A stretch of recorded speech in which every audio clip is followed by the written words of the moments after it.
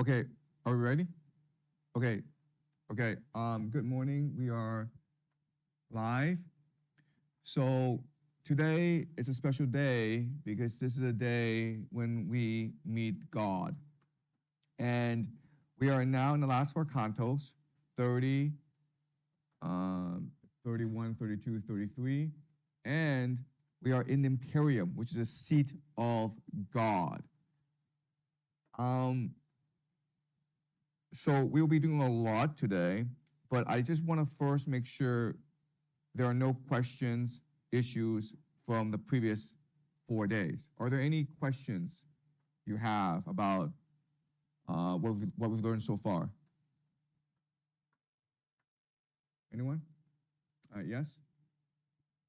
So I remember last time we were talking about how the angels' existence are really not that admirable. Like you don't want to be an angel.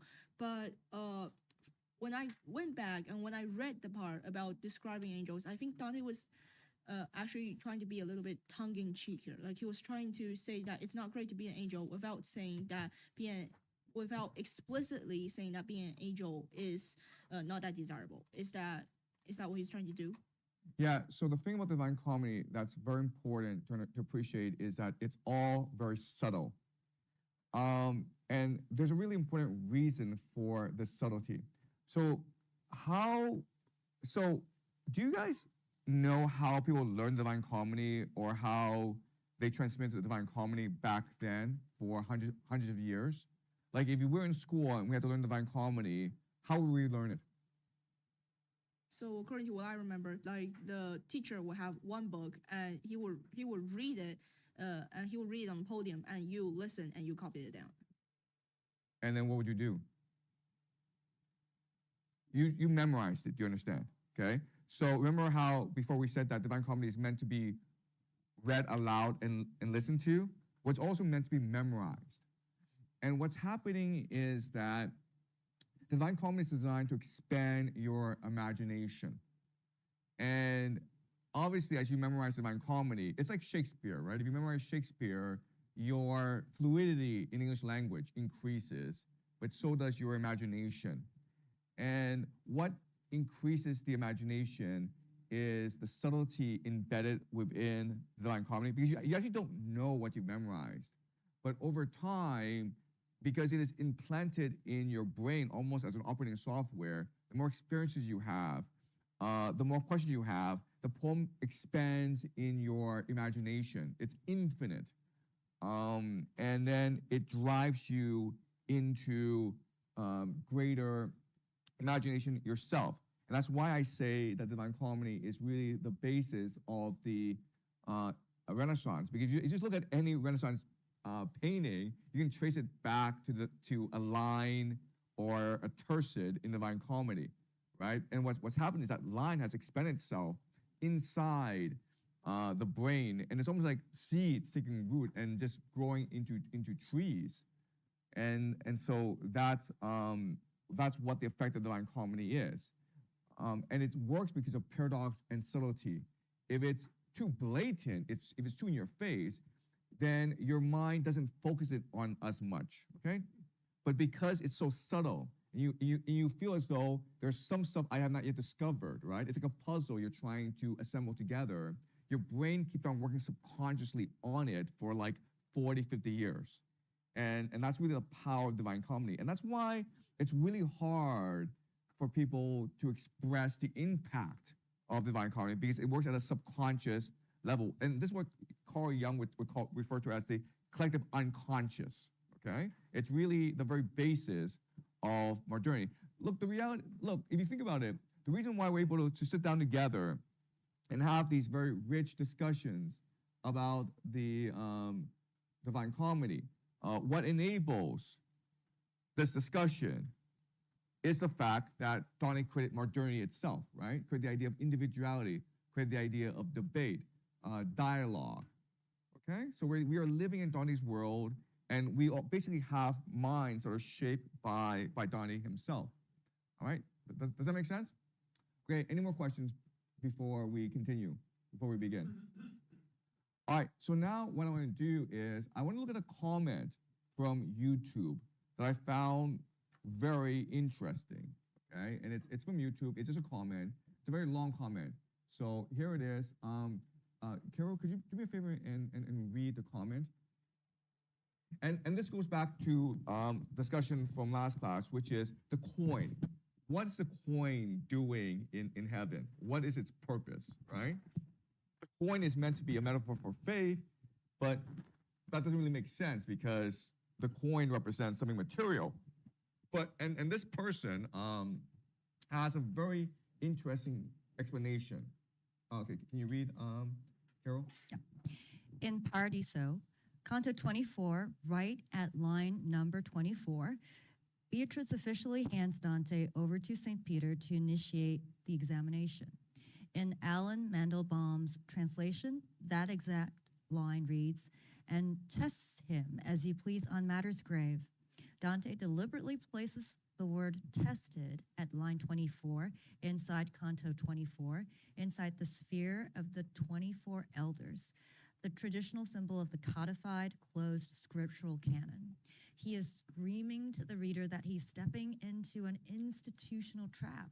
This directly mirrors the structural constraints found in the original four Gospels. The Peter paradigm, the entire miracle of the coin in the fish's mouth begins precisely at verse 24. Here, the establishment corners Peter to demand an institutional tax. Dante mirrors this textually. The exact disciple who watched Jesus bypass human currency by extracting it from nature is transformed in Canto 24 into the ultimate papal gatekeeper, demanding a standardized church coin from Dante's purse. The interrogation blueprint, this verse establishes the scriptural precedent for institutional authorities demanding official credentials from a wild spiritual force, stating that the Pharisees questioned him. Dante uses his own line 24 to step into this exact role, submitting to Peter's interrogation on paper to satisfy the religious empire. The illusion of the purse here, Jesus stuns the disciple by declaring how difficult it is for those reliant on physical coins and institutional currency to enter the kingdom. Dante plays on this irony by using purse imagery to satisfy Peter, knowing full well that in the infernal, purses are the exact symbols used to damn corrupt popes. The trap of power. At the Last Supper, a dispute arises among the disciples as to which of them was considered to be the greatest. The disciples were already craving an earthly hierarchy. By looking at the textual architecture of the comedy, we can see Dante was playing a master-level game. He knew that physical institutions and dogmatic checklists were destined to crumble. By using the stamped coin at line 24, Dante wasn't blindly submitting to church dogma. He was using the empire's own currency to smuggle his formless cosmic fire past the medieval gatekeepers. Okay, yeah, so this is brilliant, okay? And it shows you the level of complexity of the Divine Comedy, all right? So let me make certain points. Point number one is, last class, we appreciated how the literary analysis of Divine Comedy, how deep it is at a literary level. And you can only understand that if you understand the Italian, right? Here, this person is pointing out to the numerology of the Divine Comedy, the numerological structure of it. 24, you may not know this, but 24 is a very important number for a variety of reasons. But 24 doesn't just refer to the Bible. What it really is referring to is the classic epic poems of the world at this time, which are Homer, the Iliad, the Odyssey, and Aeneid's, and Virgil's Aeneid. These are all written in 24 books. Okay, so 24 is almost like a divine mystical number at this point. So that's why it's important. So the numerology is something that you can spend decades examining, and obviously he's doing that.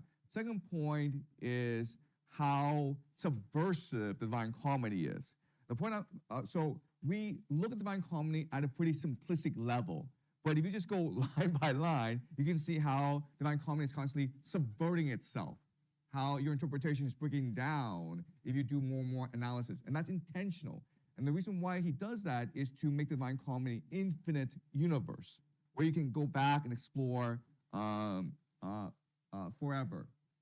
And the third point that's very important to appreciate is that ultimately what Dante wants is for us to always question authority, right? To question not just Peter, to not only question the church, but to also question Dante, and ultimately to question ourselves, to create a constant, almost an infinite process of self-inquiry, self-debate, and self-discovery.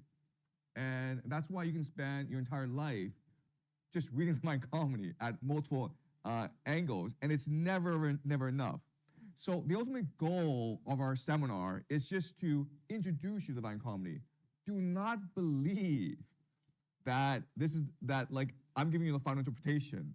Okay, that's silly. This comment shows you how complicated the Divine Comedy is. Okay, but I'm providing you a framework in order for you to engage your own process of self-creation, self-discovery when you journey into Divine Comedy, right? Because once you have the framework, it allows you to better understand and journey through the Divine Comedy. But then as you journey some more, you will break down this framework and create your own framework, okay? This is a process that Harold Bloom, the great Yale literary scholar, refers to as creative self-destruction, okay? Right? Yes? So after you read the comment about Saint Peter, I'm actually inspired to ask a question. So yesterday we talked about how Peter was pointing at the Vatican on earth, and he was going, these guys are nasty. But Peter here himself, by asking Dante the Pilgrim about the coin, is also complicit in what the church is doing. So what point is Dante trying to make here? Is he trying to say that St. Peter is criticizing the church? Is he trying to say that St. Peter is the church? Or is he saying that St. Peter is a mix of the two? Okay, what makes Dante very hard for people to understand is at the heart of Dante is his democratic spirit, okay? He is absolutely anti-power, anti-hierarchy, anti-status, right? So the idea that after Jesus died, Peter will then become the first pope. Dante finds this perverting Jesus' legacy, because Jesus came to our world and sacrificed himself in order to free us, to liberate us from power itself, right? And then for Peter to say, well, I was closest to Jesus, because remember, after he died, the apostles fought over his legacy.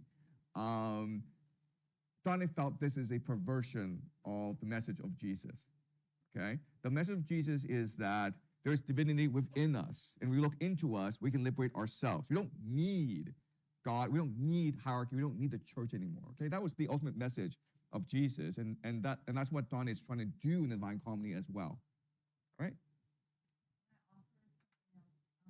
I learned from a Yale scholar, great question, Renee. So I was looking back at Yale professor Mazzotta's interpretation of this canto, and there are tons of paradoxes, including the coin. And so on verse 38, at 37, 38 of Canto 24, do test this man concerning the faith by which you walked upon the sea. Ask him points light and grave, da da da da da. So I don't know if you remember from the Bible that Peter was actually quite doubtful when Jesus asked him to walk upon the sea. He actually didn't have sufficient faith until, Jesus is like, why aren't you going there? And then he ended up doing that. But I think it's also very human. It's also very human, and I think that's one of the paradoxes things. And it's ironic that Peter is the one who asked about faith, because if you read the Gospels, Peter is the one who has the least faith in Jesus, right? And that's what Jesus tells Peter. And so there's so much irony embedded in the Divine Comedy. Okay. Any more comments or questions before we move on? Okay. So something really interesting happened yesterday while you guys were on break, and one of you wrote a poem, okay? And I don't want to put you in a spot, but I asked you for permission, and we're gonna read the poem together, okay? So can you come, please, and help us read the poem? Well, first of all, introduce yourself and tell us the background as to how you came to write this poem. Yeah, my name is Jay Ong. How I came to write this poem, I had some time to kill in my hotel room yesterday, and obviously being away from family, and it's Father's Day weekend. It's kind of difficult, so decided to make something in the spirit of Dante, in the spirit of hope, for for my kids. Yeah, so that's where this comes from. Okay, so can you just read us a poem? Tonight, for far in the glass room, no hujan, no crunching rain. No crunching rain on the stones, no green hutan. Just quiet. Sorry. Just quiet, and a week in the old poet's country of light, learning the sea between us. Sorry. Nervous. Learning the sea between us is a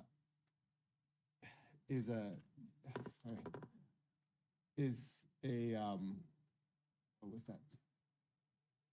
Sorry, I couldn't read my own writing. Okay. It's a trick we keep playing. The souls that look scattered, each one on its own, not split at all, one light, tak ada yang hilang. This is in Malay too. So you are near, though the south seas between us, glass rooms, far light, and still the jalan pulang. And love, the poet says, moves the sun and stars and binds the loose pages of life into one. From a Hokkien mountain to green water, the long climb came only to stand up in you. Three of you, each holding a different measure, none holding half, each of you whole. The way a man once crossed this dark sea to his son, with nothing to give, but I see you, climb, jangan hilang. That's all, sayang, from the far edge of it all, as we turn through the dark, up the long climb hope. Great, thank you so much. That was beautiful. Okay, all right. So, can you tell us what the poem is about? It's about, for me, it's about being away, and I'm trying to convey to my kids why I'm away, and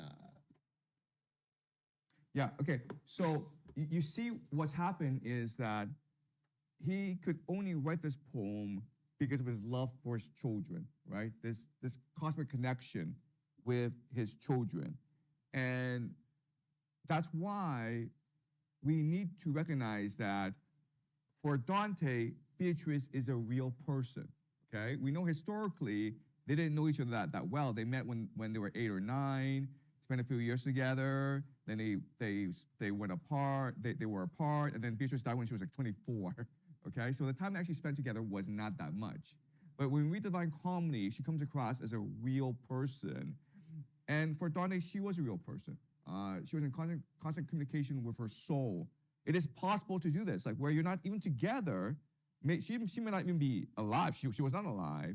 But with your imagination, with your love, you can be in communication with her across dimensions, okay? And that's what drives the poetry, all right?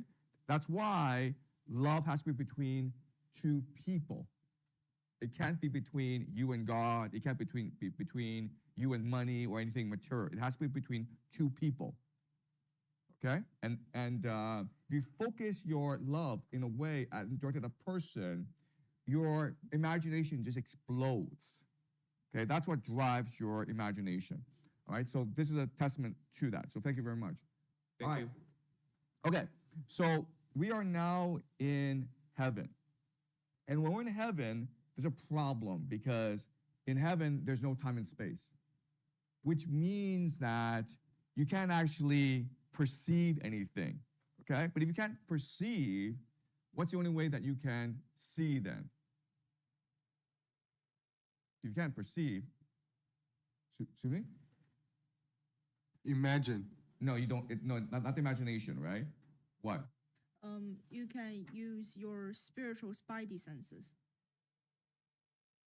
Okay. Well, that's actually a word for spiritual spidey sense. It's called what? Intuition or what? Well, what's behind your intuition? Come on, guys. Like your intuition, your spidey sense. What do we call that? How do you see if you can't see? You feel. Yeah, exactly. Thank you. Yes, your emotions, right? Okay. This is why it's important not to go to school, because then you can actually, use your intuition, your emotion. It's your emotions, okay? So in other words, when he goes to heaven, he can't actually see anything, but because it's so blinding, it's so beautiful, okay? But he can feel it. And so what he's trying to do is convey heaven to us through his poetry. And so what heaven is our happiest moment. It is pure bliss, pure joy, pure happiness, okay? So to start the class, I want us to think of our happiest memory, a memory that brings constant delight to us as we think more and more about it. And then that helps us better understand the architecture of heaven, okay? So I'm gonna write this down, all right? And again, I just want happy memories, your happiest memory, okay? Anyone? Yes?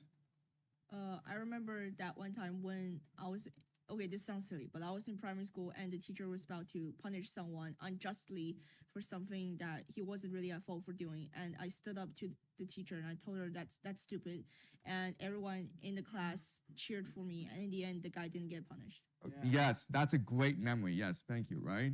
Your selfless generosity, okay? Selfless sacrifice. That's rewarded. Okay? All right, that's one good memory. Yes? That's a great memory, by the way. Beautiful. Yes. Yes. I remember when I was first time in New York, I think everything is new, everything is different. This is a different world. It's quite different from China, so that really making me feel shocked and make me feel amazed, and yeah. Okay, right. So novelty. Okay, novelty. Surprise. Shock. Yes. What else? Yes. For me, it was after the IB exams, I finally got to sleep for 12 hours. And when I woke up, it was the happiest feeling I've ever felt. Okay, we call this relief and release, right? Relief and release. So the idea is, for quite a few months you were nervous and all this tension built up in you, right? And then you were able to release it. Good.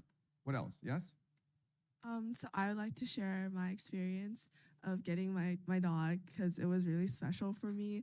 I had been basically begging my parents to have a dog for such a long time, and we were going to adopt, but there were always things in the way, so we couldn't get a dog. And finally I did during my first year in middle school, and that was really my happiest memory. I'm so glad that I have my dog right Great, now. yeah. So it's the idea of wish fulfillment, right? You have a wish, this is something that you always wanted, and it fulfills itself. So wish fulfillment, good. What else? Yes? To return home after a year of studying abroad and stuff. Like the minute I hit the airport, I'm like, yeah, I'm back. Okay, exactly, right? Returning home, right? I would say returning home. Yeah, exactly. What else? Yes? When I first met my jazz piano hero for the first time in his live show, I was transcended with his art. Okay, right. So, there's a concept called flow, right? Which is this intense focus or devotion to your passion. Okay. Yes. So flow. Yes. Yes? If I may, I think this counts inside of really being in the flow, but especially I'm really into mathematics, and when I understand a really difficult mathematics concept, I feel really happy, and because I have a lot of friends around me that I can really talk about this kind of stuff with them, it makes me feel very good that I'm actually able to understand all of this and be able to talk to people about it that really understand what I. Yeah, I wouldn't say this is flow. I would say this is more like self-creation, okay, or self-discovery, right? When you discover something new about the world and you share with others, okay? But what makes it really, I think, happy for you is the sharing aspect, right? You've discovered something new and you share with other people that helps them learn more, right? So it's really the sharing of the knowledge, right? Sharing knowledge. Good. Right. Yes. Anyone else?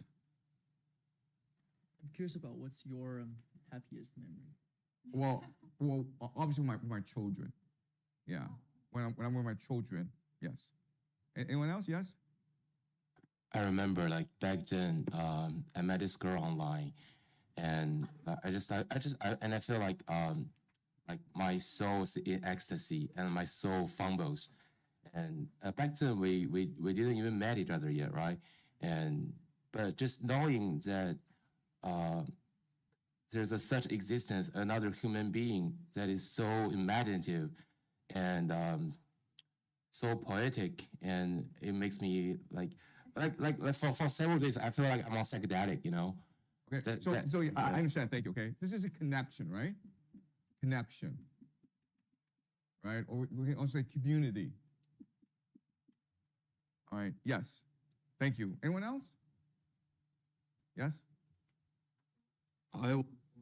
I was born and raised in a culture where it's this filial duty for somebody to study really hard to make achievement in his life, and to bring honor to the family and to the neighborhood and to the community. So I felt most excited and most happy when I won those awards and in those competitions in my hometown, and bring honor to my family and my school and the whole city. So I couldn't imagine something even greater than that. So for me, it's to be in the right community and to be supported, and to lead that community and to bring honor to that community. Great. Yeah. So we would call this recognition and validation, right? You are recognized for your achievements and you are validated for them. Good. Okay, great. This is a lot. Anyone else?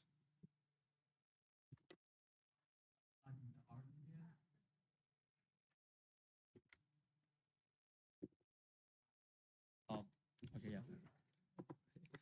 Like sometime in art museum, I can experience kind of transcendental and mysterious aesthetic experience. Yeah, beauty, right?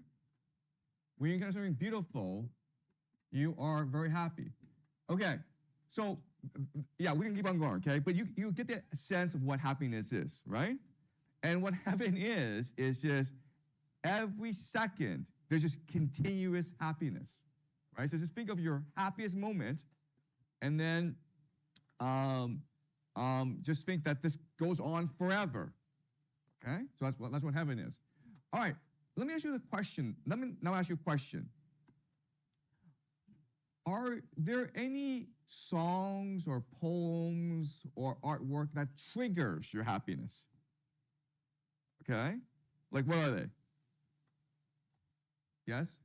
Hyper specific, but medieval illuminated manuscripts. Okay, sure. Okay. Manuscripts, okay.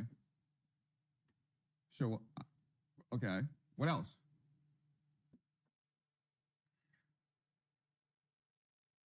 Yes? I would say house music. House music, okay, all right.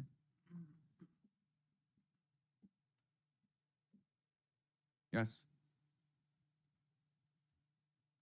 I would say some like really classical music, like created in the Middle Ages, but maybe Okay, not that music, early. yes. Yeah. What else? me as a novel, and it has really beautiful prose, and the words are used in a way that are so unique and creative that it shocks you. Good. Okay. So, guys, it's gonna be music. Okay. Music is a thing that's gonna trigger your happiest memories, and probably also your other memories as well. But so that's what Dante's gonna do. He's going to construct because he doesn't remember anything. Okay. Dante's gonna keep on saying about this how he goes to the Imperium, and he's gonna meet God. He doesn't remember anything because it is so blinding, because it is so beyond time and space. Okay. But what he has is the emotions with it. And from these emotions, he's going to reimagine his experience in the Imperium in a way that we can appreciate. And he's going to design the poem with the music in a way that triggers our happiest memories so that we can experience with him the Imperium. Okay? Does that make sense? Okay. All right. So we now move towards Canto 30, the Imperium. Okay. Again, we saw the angels. We've journeyed a long way through the cosmos, and now we are finally in the Imperium. And again, what is paradoxical about heaven is that there is, in fact, a hierarchy, right? Just because you go to heaven doesn't mean that you've succeeded, because there are some really dumb kids in heaven, okay? Like Picarda.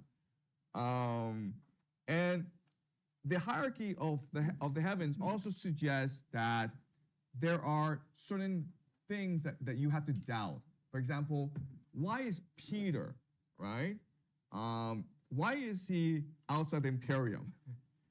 Right? That makes you question a lot of things he says. So again, there's so much subtlety, there's so much nuance, there's so much paradox to Divine Comedy. It forces you into a lifetime of self-inquiry, okay? All right, so let's read Paradise 30. Okay. Canto 30.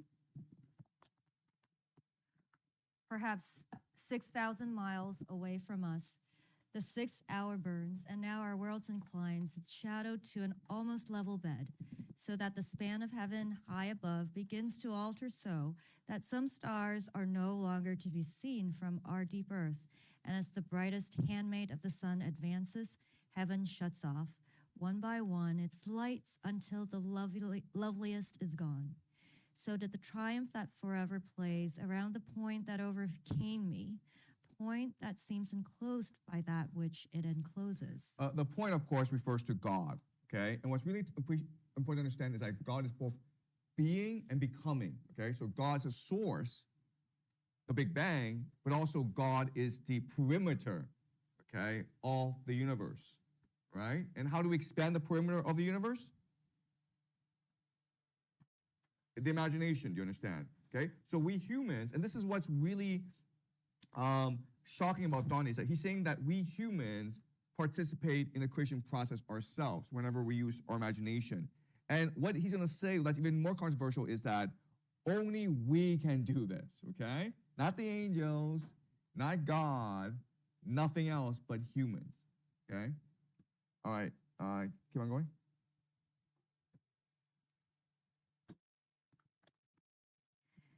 Fade gradually from my sight, so that my seeing nothing else, and love compelled my eyes to turn again to Beatrice.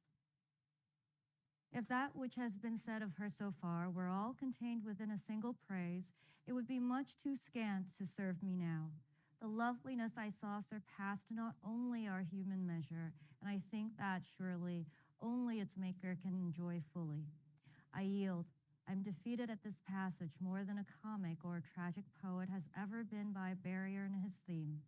For like the sun that strikes the frailest eye, so does the memory of her sweet smile deprive me of the use of my mind. From that first day when, in this life, I saw her face until I had this vision, no thing ever cut the sequence of my song. But now I must desist from this pursuit in verses of her loveliness, just as each artist who has reached his limit must. Okay, so Beatrice and Dante have reached the Imperium. This is Journey's End. And it is Dante's love for Beatrice that has carried him so far up into the cosmos. And being here, what does he want to do above all else? What does he want to do?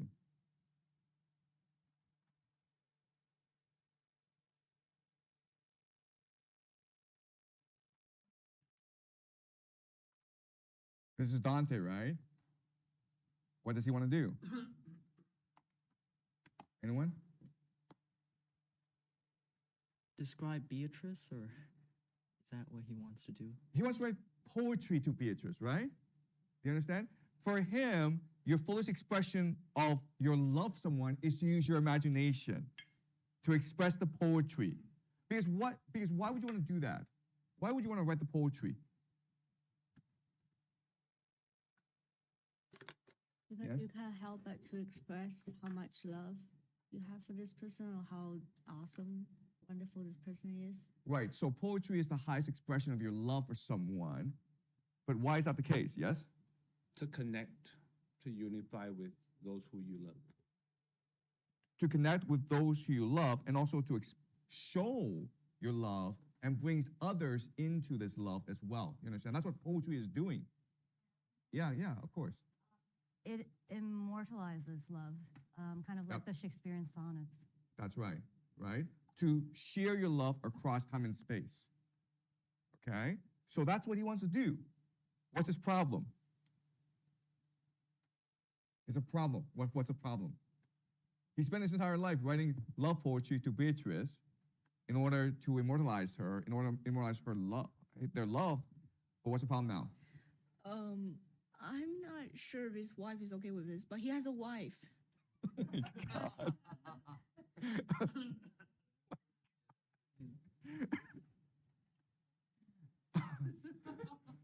What? I got a wife. I know wife is kind of responsibility, but not love. I'm sorry to tell you that. All men people know that love is not for a wife, but the love is something that you cannot touch. You really want it, but you cannot touch. That is love. If you can touch it, this is not love. This is kind of responsibility, and have to pay everything for her. My point being that ideally you want to marry someone you love, and if you break the vows of marriage, which by the way you made to God because you met your soulmate, then you're also betraying God in the process. Okay. Sorry. Okay. Ideally, okay? But in the real world, there are things such as class hierarchies. There are lots of constraints, right? So Beatrice and Dante came from different class backgrounds. And in this culture, all marriages are arranged, right? There's no dating market. It's like you don't go online and says, I'm gonna look for, my deal. That doesn't, no, it's like you're assigned someone to marry. And so, in this culture, marriage and love are not the same thing. Marriage is just for convenience. And love is the expression of beauty and truth, okay? All right? Okay, so the question is, what's the problem here? He wants to write a poem to Beatrice. He wants to write a verse, but there's a problem. What's the problem? I mean, in the poem, he does say, right, I must desist from this pursuit in verses of her loveliness, just as each artist who has reached it. He's reached his limit. He's yeah, but why has he reached his limit? Because she's heavenly and he's earthly, and he can't fully express how good she is. He ran out of words for it, maybe. Okay, well, that's true, but it's not because he's earthly and she's heavenly, right?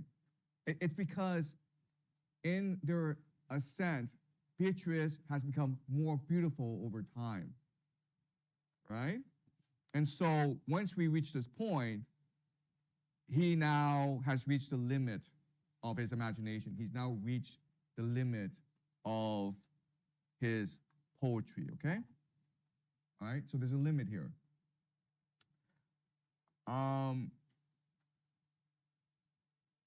Why should we not believe him?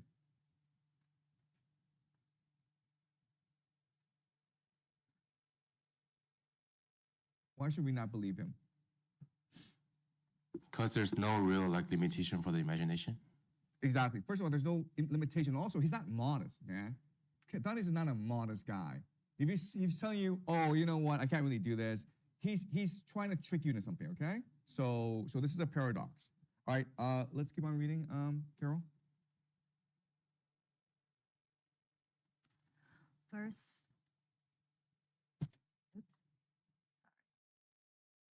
Verse 34. So she, in beauty, as I leave her to a herald that is greater than my trumpet, which nears the end of its heart theme, with voice and bearing of a guide whose work is done, began again, from matter's largest sphere, we now have reached the heaven of pure light, light of the intellect, light filled with love, love of true good, love filled with happiness, a happiness surpassing every sweetness.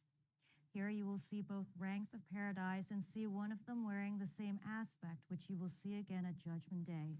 Okay, so here it'd be very nice to have the Italian, okay? And to be read aloud in Italian, because I think with these words, this marks a very distinct use of language. And light of the intellect, light filled with love, love of true good, love filled with happiness, a happiness surpassing every sweetness.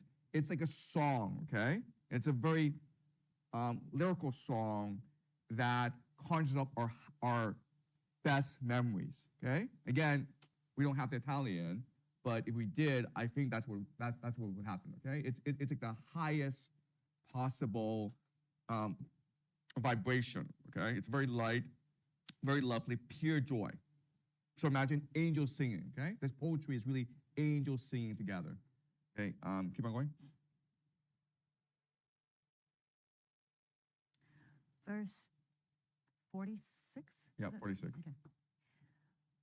Like sudden lightning scattering the spirits of sight so that the eye is then too weak to act on other things it would perceive. Such was the living light encircling me, leaving me so enveloped by its veil of radiance that I could see no thing. The love that calms this heaven always welcomes into itself with such a salutation to make the candle ready for its flame. No sooner had these few words entered me than I became aware that I was rising beyond the power that was mine, and such new vision kindled me again that even the purest light would not have been so bright as to defeat my eyes, deny my sight, and I saw light that took a river's form, light flashing reddish gold between two banks painted with wonderful spring flowerings. Out of that stream there issued living sparks, which settled on the flowers on all sides, like rubies set in gold, and then, as if intoxicated with the odors, they again plunged into the amazing flood as one spark sank, another spark emerged. The high desire that now inflames, incites you to grasp mentally the things you see, pleases me more as it swells more. But first, that you may satisfy your mighty thirst, you must drink of these waters. So did she who is the sun of my eyes speak to me. She added this, the river and the gems of topaz entering and leaving, and the grasses' laughter, these are shadowy prefaces of their truth. Not that these things are lacking in themselves. The defect lies in you, whose sight is not yet that sublime. Okay, so he says this.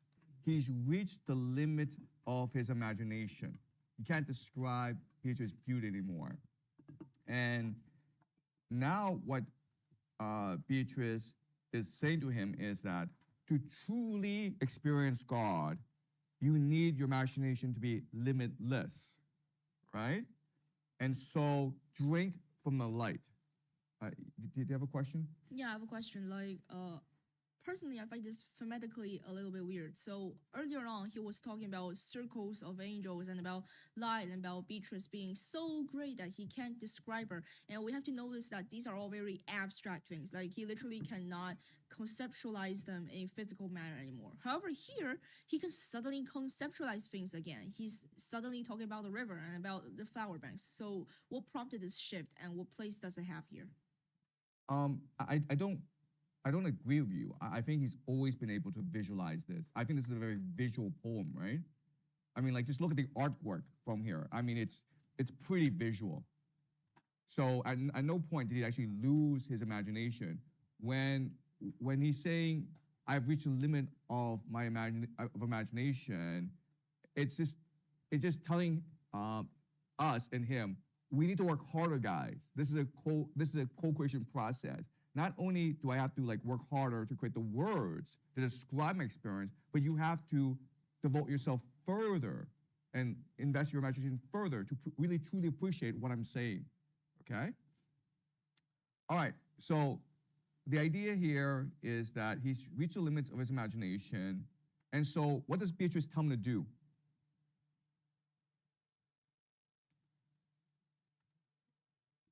Not the water. What must he drink? The light, okay? And it is metaphorically described as water. Because why would he do that? What is he really describing here? I remember in the Bible, in the New Testament, the Samaritan woman and Jesus said, if you follow me, I will give you the living water. So maybe it's a metaphor for that. Yeah, it's a baptism, right? It's an initiation into faith, okay? Right? Does that make sense? Like when you absorb this light, it is giving you a new faith, a new life to truly activate your imagination, because that's what you'll need if you're truly to meet God. Okay, does that make sense? Okay, let's keep on going.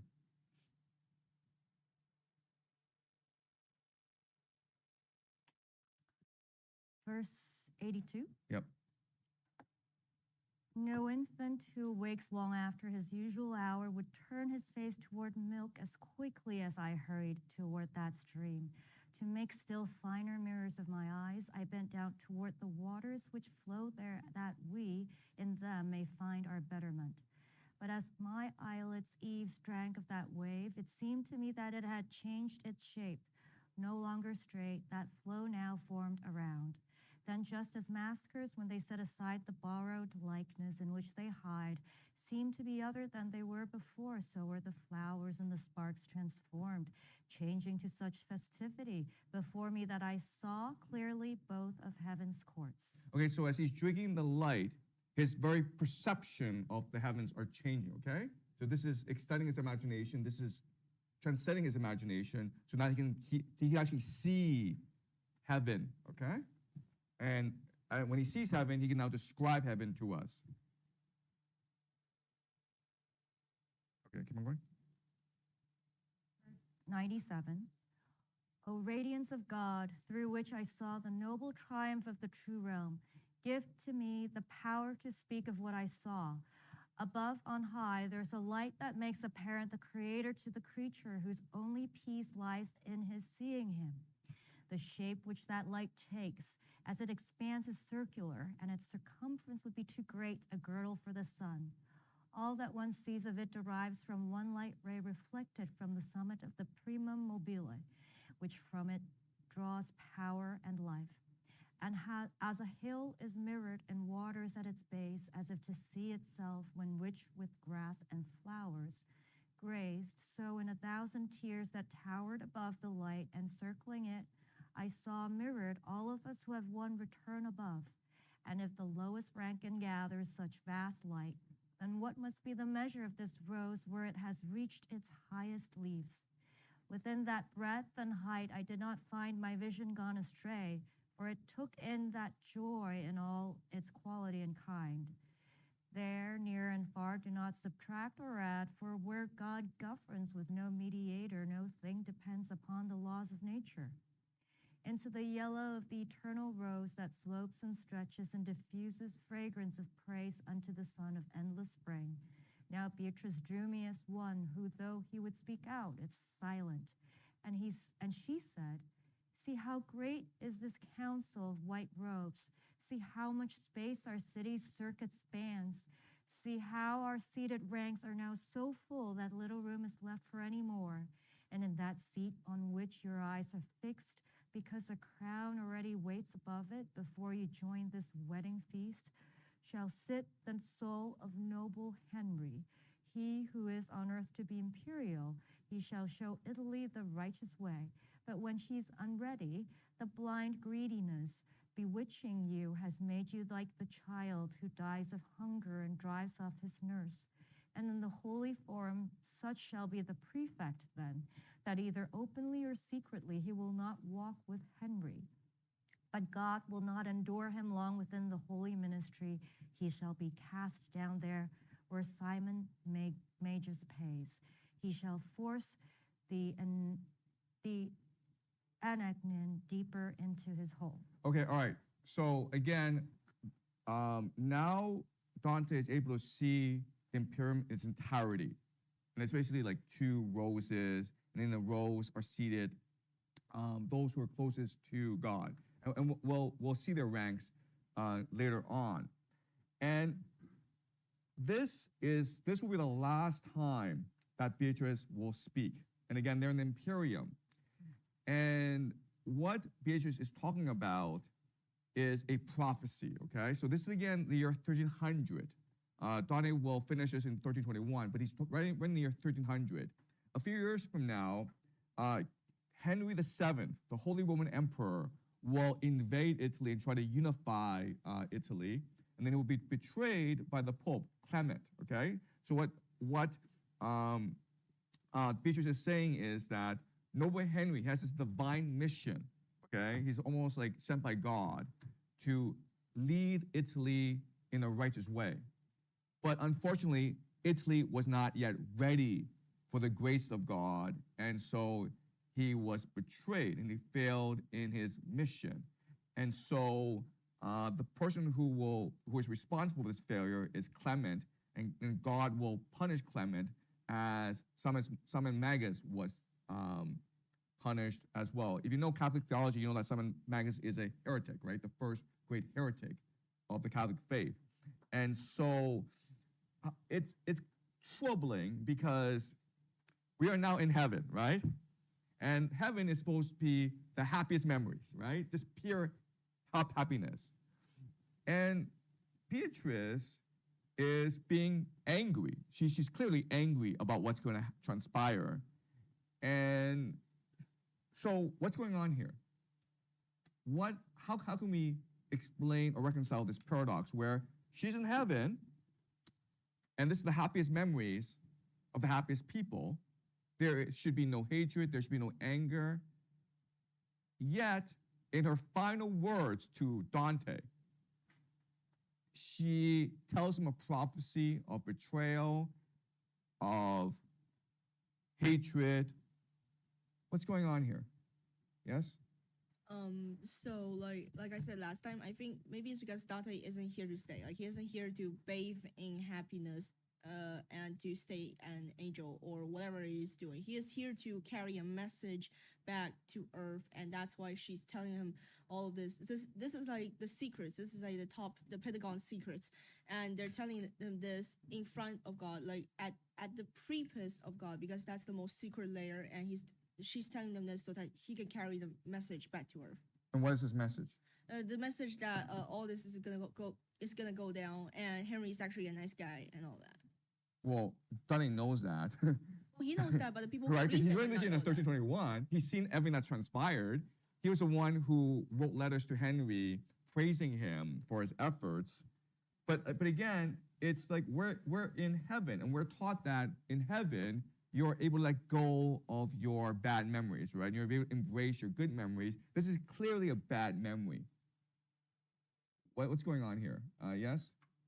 I think maybe also Dante is trying to weave his own political views into this this story, just because I'm not sure, since this is after all his imagination. Yeah, or at so least he said. so this is what most scholars believe, okay? Most scholars believe that Dante has this political vendetta, and he's trying to settle scores.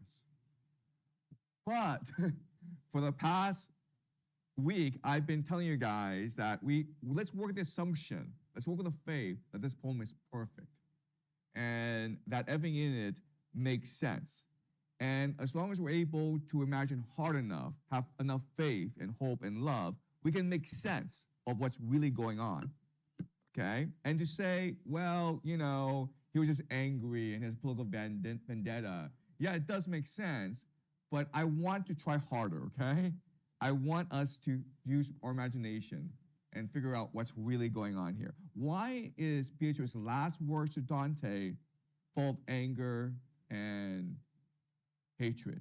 Yes?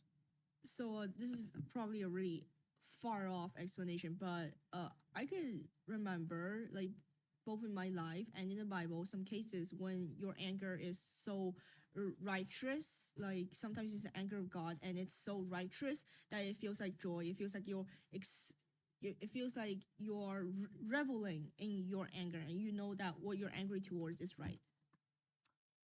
Yeah, so you're saying that Beatrice is anger makes her happy. Huh. Yeah, that's a possibility. But let's keep on using our imagination, right? And okay, all right. So let's go to the year 1300, okay? And you are a Catholic believer. What do the church fathers teach you about evil in this world? Yes? The year 1300, guys, not today, okay? Catholic Church is very different, yes? Evil comes from Satan. Right, but what do you do about evil in this world? The 7 deadly sins. No, I'm saying like, if you see evil, if evil happens to you in this world, what do you do? There will be just retribution, but you may not need to do it. There would be a divine plan for it. Okay. There's actually a much simpler explanation. What are people literally taught at this time in history about evil and injustice? I think people have just been taught do not just against God, not against the church. But I think the Dante just against church, so maybe he thinks it's quite evil. Yes? Maybe just accept it, like Accept it. Why? because persecution is a way to make you grow, and like do not take things into your own hands. Like it's God's job. Yes? It's all part of God's plan. No. There's a really simple logic at work here, okay? Yes? Just like evil is within us, so it's normal to occur. But where does the evil come from? From the first sin, like Adam eating the apple. I understand that, but that was like 10,000 years ago. So why is there still evil? Okay, so this is hard, okay? But at this time in history, what the people were taught is this. We are all born in sin because of the original sin, and that is transmitted to us through our bodies, right? Right? What do our bodies want? Our bodies want sex. They want money, right? Okay? But our bodies are just temporal things. We'll have our bodies for 50 years, 100 years at most, basically 40 years, okay? 40 years in the grand scheme of things is nothing, right? So put up with this persecution, put up with this evil, put up with this injustice for 40 years. When you die, you go to heaven, and all you do is experience pure bliss. Pretty simple deal. It's a pretty good deal, right, guys? You see evil around you, you see injustice, you see sin. Don't worry about it. It doesn't matter. What matters is your salvation. And your salvation demands that you keep yourself free of sin. Okay? Yes? So what you're saying is basically Dante doesn't agree with that. Exactly. He completely disagrees with that. What's he really saying? When you see evil, you should do something about it. No, but I'm trying to explain why Beatrice is, like, in her final word to Dante, cursing, like, these people, right? Saying Clement, he's gonna burn in hell, and, like, the people in Italy are ungrateful. Why is she doing that? Yes? So I'm confused about something you just said. So you said that Dante is against the keep yourself pure doctrine of the church, and he's against passivity, like he's against not doing nothing. Yeah, that's what you said. But a couple of classes ago, you told us about all that hope and light stuff. And when I asked you why Dante wasn't proactively trying to do some things, and you said, oh, he's acting in hope and light. And when I asked you what that means, you said that it means that he's acting inwards and he's not acting outwards. So I want to ask you how to reconcile this. Like he's both doing something and he's against doing nothing. Okay. So first of all, you need to appreciate, in our world, the greatest action you can take is to use your imagination. Okay? That's what he's going to reveal to us. The greatest act you can take, okay, is to use your imagination, which means that being a poet is the greatest thing you could possibly ever aspire to. There is no greater people than poets in this world, okay? Not prophets, not Jesus, not conquerors, not Napoleon, not Charlemagne, not Julius Caesar, poets. Okay? That's what living a life of faith, hope, and love is really about. To write poetry that expands the human imagination. Okay? All right? So let's go back to the original question. Why is Beatrice bitching about the world in heaven? Yes? Maybe he's mad like this is saying that some people are so heavenly bound that they are not of no earthly good. So it's like he's criticizing people who are like thinking about heaven but not doing anything about the earth. Exactly. Yes, exactly. What Don is trying to say is that, guys, it's not that earth is a prison and once we do our time, we can go into heaven. That's not how it works. It's all connected, okay? What happens in heaven happens on earth. What happens on earth happens in heaven. As above, so below. As above, so below. Does that make sense? As below, so above. It's all intertwined together.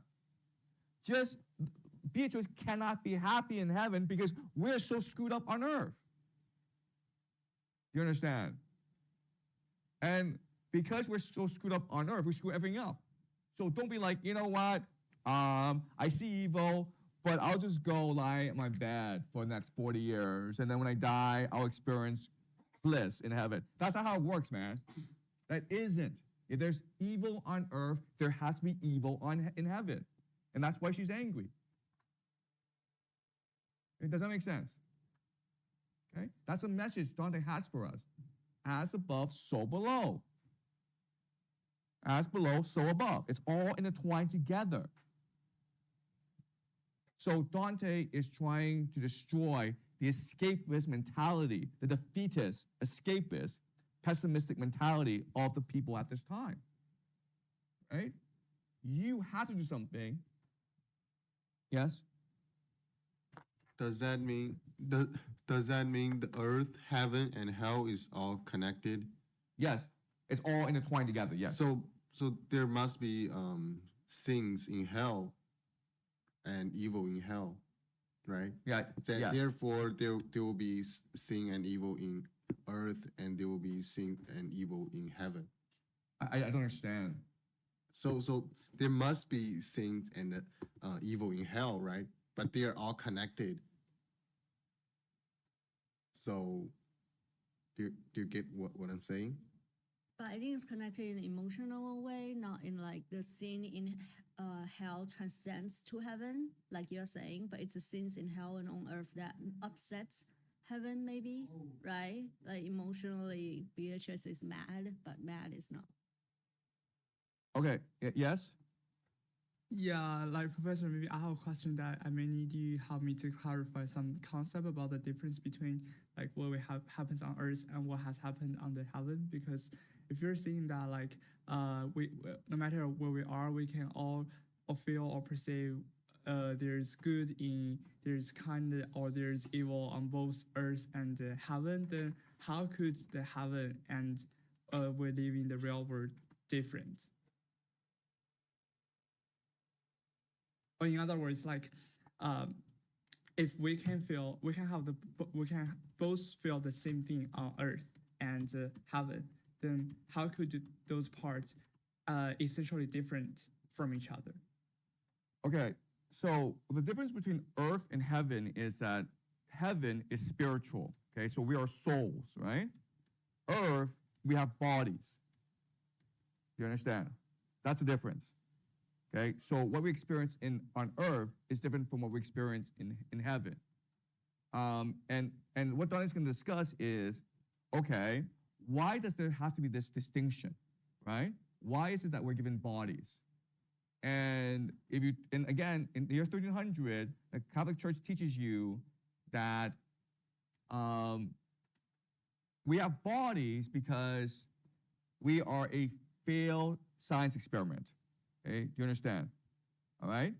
What Augustine writes is that what are we made of? What are we made of? No, that's not what the Bible says. What does the Bible say? We are made of what? We're made of dirt. Dirt, man. We are pieces of dirt. That's what we are. So how can we do anything right? Okay, that's like literally what the Bible says. We are made of dirt.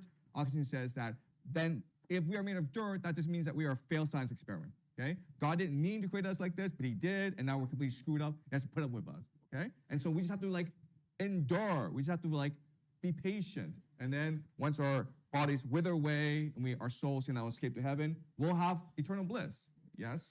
But that makes very little sense given that first, dirt was created by God, so technically it's also a creation of him. And second, God kind of molded the first man himself. So if it's God doing the creating, even if it's from dirt, then how could it be wrong, man? Look. Okay, I do not want this to like be a theological class, okay? What I'm telling you is what people in this time believed. And what I'm trying to tell you is how Dante responds to this. You understand? I don't want to have this argument, okay? If you don't have this argument, go back in time and go argue with Augustine, okay? All right, let's continue, please.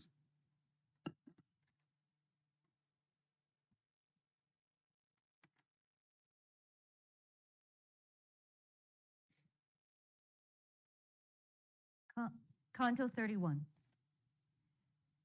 So in the shape of that white rose, the Holy Legion was shown to me, the host that Christ with his own blood had taken as his bride.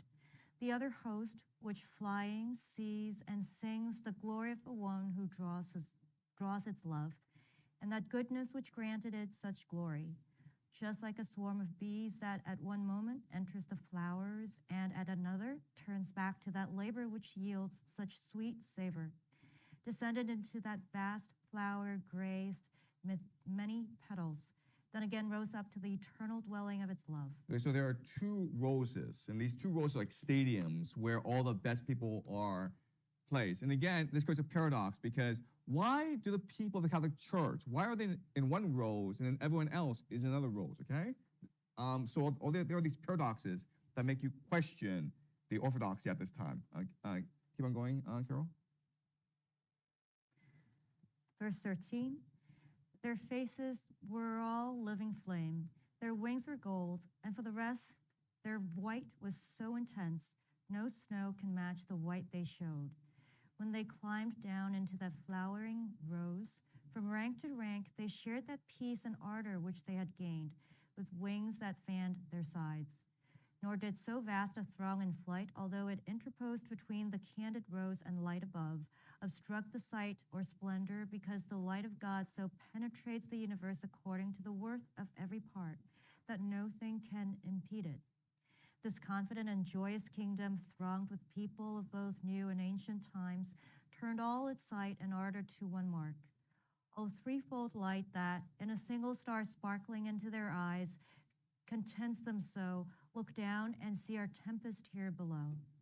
If the barbarians, when they came from a region that is covered every day by Hellas, who wheels with her loved son, were seeing Rome and her vast works struck dumb, when of all mortal things the Lateran was the most eminent, then what amazement must be filled me when I to the divine came from the human, to eternity from time, and to a people just and sane from Florence came.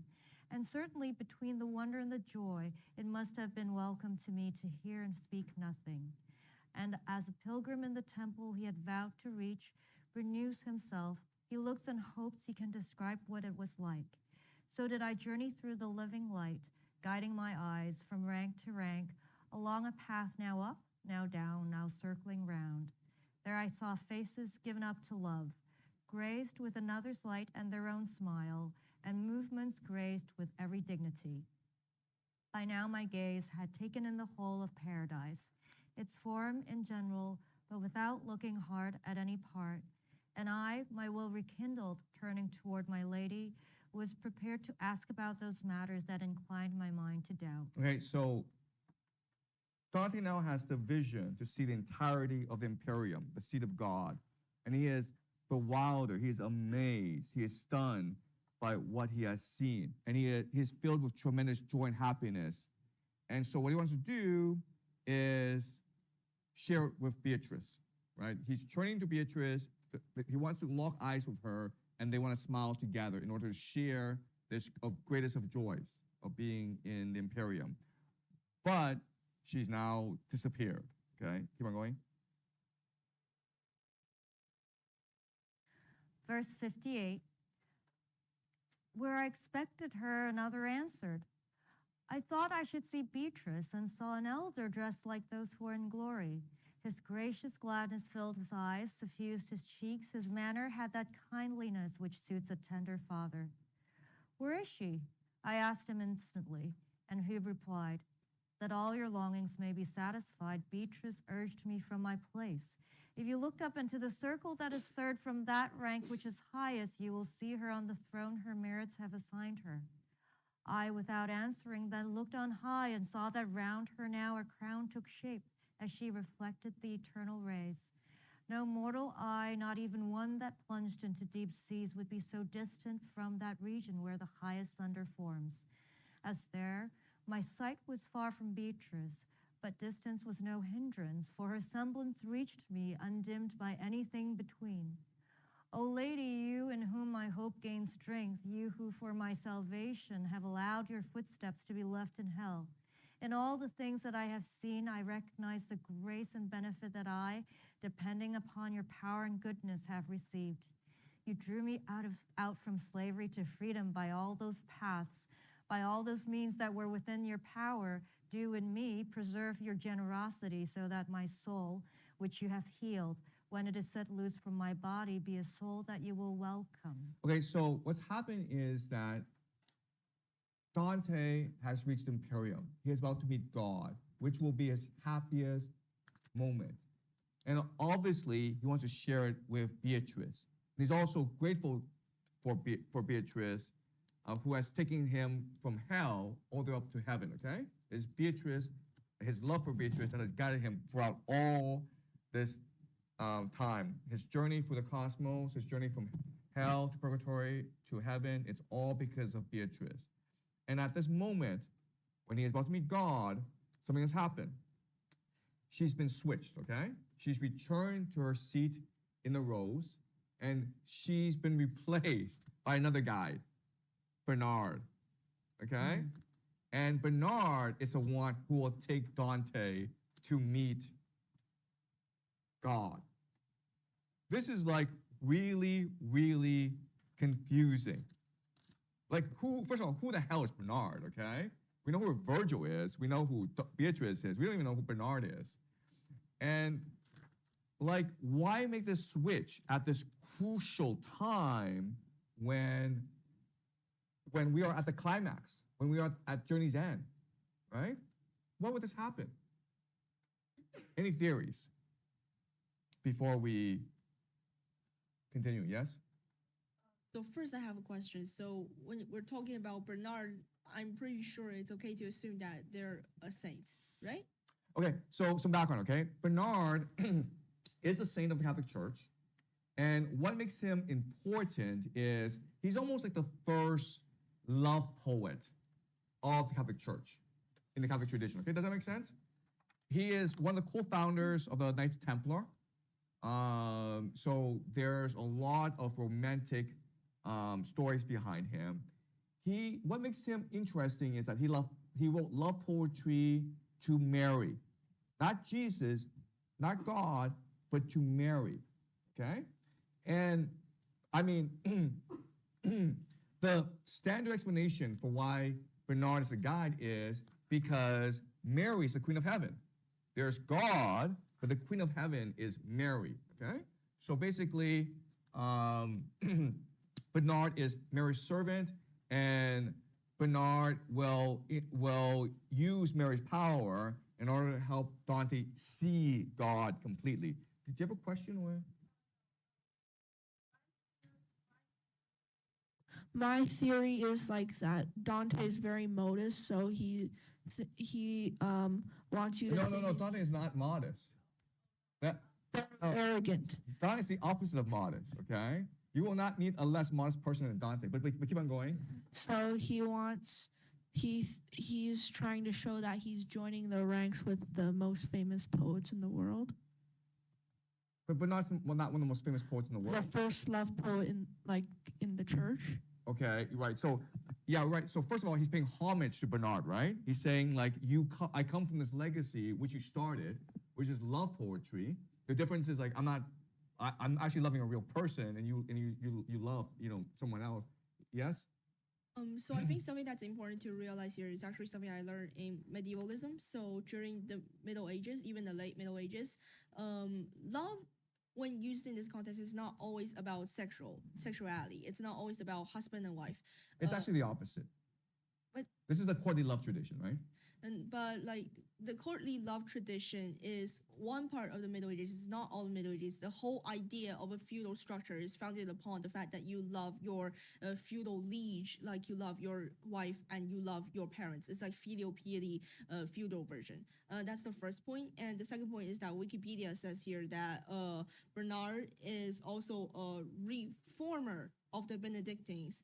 And so I'm thinking maybe Dante could be hinting at the fact that he is advocating for a type of reform.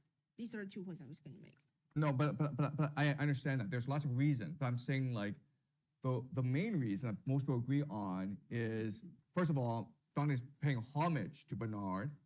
The other reason is that like the Queen of Heaven is Mary, and Bernard is considered her greatest earthly servant, okay? Those are the most two accepted reasons. But again, I'm having problems understanding why is he making this transition. You have Beatrice, yes? Sorry. At the back, and then you.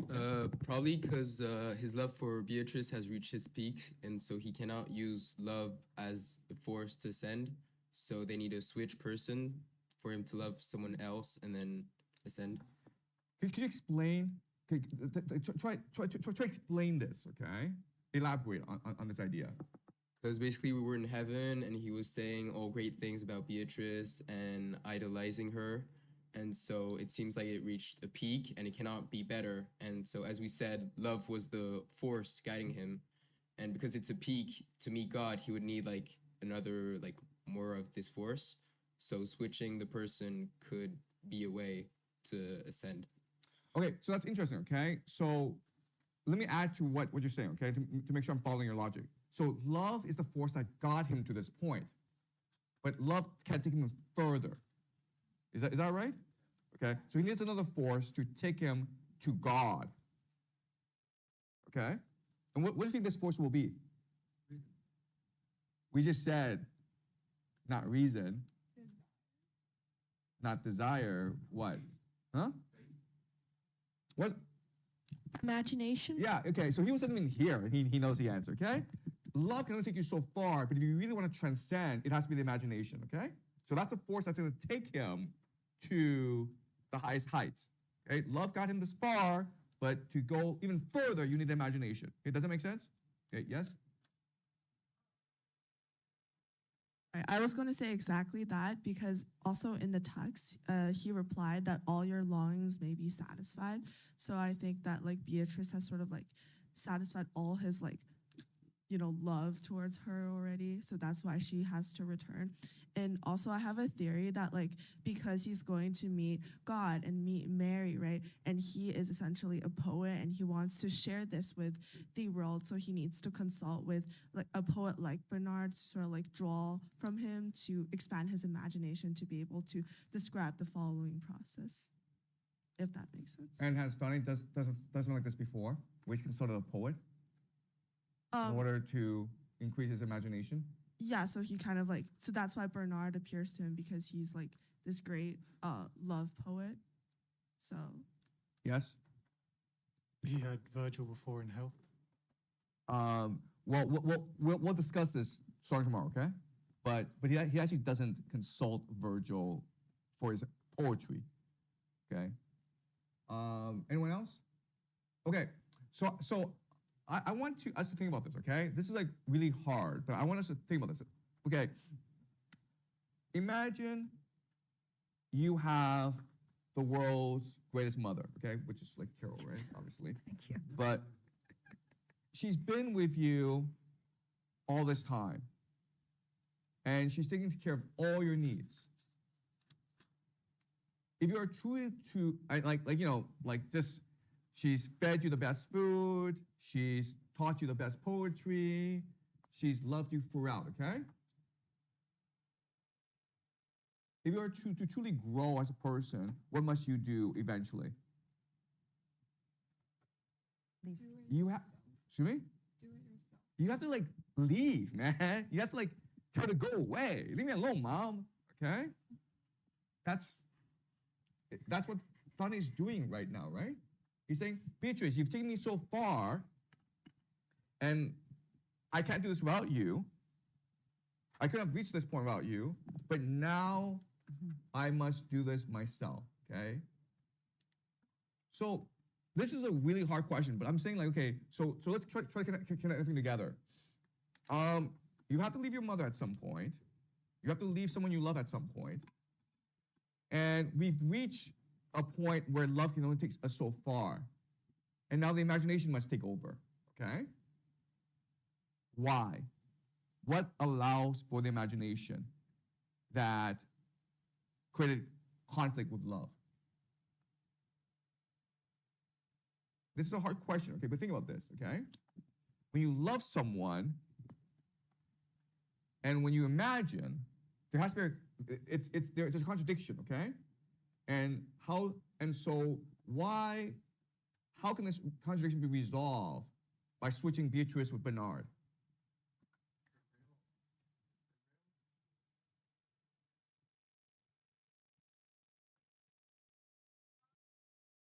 Love is focused on one person and imagination's more diverse.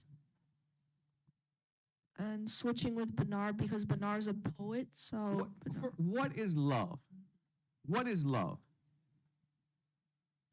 It's an action, and it has to be directed towards a person, a real thing, object. When you love a child, what are you doing?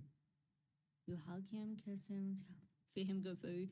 Yes, okay. So sorry, but like when you wrote the poem, okay? Yep.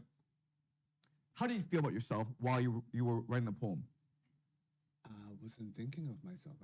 Exactly. I was not thinking of myself. Yeah. You understand? That's the trick, guys. I was not thinking of myself. That's what love is. I don't think about myself. I give myself. I think of the other person, and I become nothing. I lose my ego, right? What's imagination? Exactly. You're expressing yourself, okay? That is a contradiction, right? So when Dante is with Beatrice, he cannot think of himself. He has to think of Beatrice. He's giving himself because he's so much in love with Beatrice. And that's what allows him to climb to heaven. That's what allows him to leave hell, journey for purgatory, and climb heaven. But now that you must meet God, now that you must fully exercise your imagination, you must retain your ego. You must express your ego. You must manifest your ego. Right? And why would this be a problem if you are a priest or, you're a Catholic priest at this time in history, yes? because people are taught to lose your ego and be humble like Jesus was? Yes. Yes? Because you're not allowed to marry and you're definitely not allowed to express your love towards a soulmate. We don't know that, okay? But yes, what the church tells us is that you must be humble because your ego is a source of all evil in this world. Does it make sense? And what Dante is like, no, guys, that's not how it works. Your ego is the source of your imagination. And you can imagine good or you can imagine evil. If you imagine evil, there's going to be evil. But if you imagine good, there's going to be good, okay? You understand? But if you want to truly meet God, if you truly want to understand the world, you must use your imagination. All right? That's the logic here, okay? Again, he now must switch to Bernard. So I mean, like, it doesn't really matter who Bernard is, but he must make the switch if he is truly to meet God. Yes? So this is something I didn't get. So earlier you said that Dante believes that people can only love other people. They can't love concepts like God. And when they love other people, their love excites their imagination, and their imagination brings them closer to God. So why is Dante right now replacing the person he loves with this crusty old guy he has no feelings towards? Like, how is he trying to excite his imagination to meet God here? There's no love here. Okay. So what love does is expand your capacity to use your imagination, right? But now you must use your imagination. Therefore, you must focus on your ego. Do you understand? The only way to obtain love, okay, as a fuel for your imagination is by being selfless, by giving yourself, right? To not think of yourself, to think of others. Now you have all this fuel inside of you, right? Now you're going to use this fuel in order to project your imagination to understand God. But to do that, you have to embrace your ego. Okay? Yep. And what Dante is going to do is, in the final canto, he's going to show that he's better than God. He's superior to God because God does not have imagination. He does. Okay? All right. Okay, so are we clear about this? Okay? So again, there's a scholarly explanation, but then there's my explanation. So do as you will. Okay, all right, let's keep on going. Verse 91. So did I pray, and she, however far away she seemed, smiled, and she looked at me. Then she turned back to the eternal fountain. Okay, so this is almost like a graduation, right? Where, you know, like you're maybe the school valedictorian, and you just have this entire speech saying, you know, like, I love you, mother, and everything I am because of you. But what you're really saying is, like, I've grown up, now I'm ready to leave you, mother, okay? Sorry.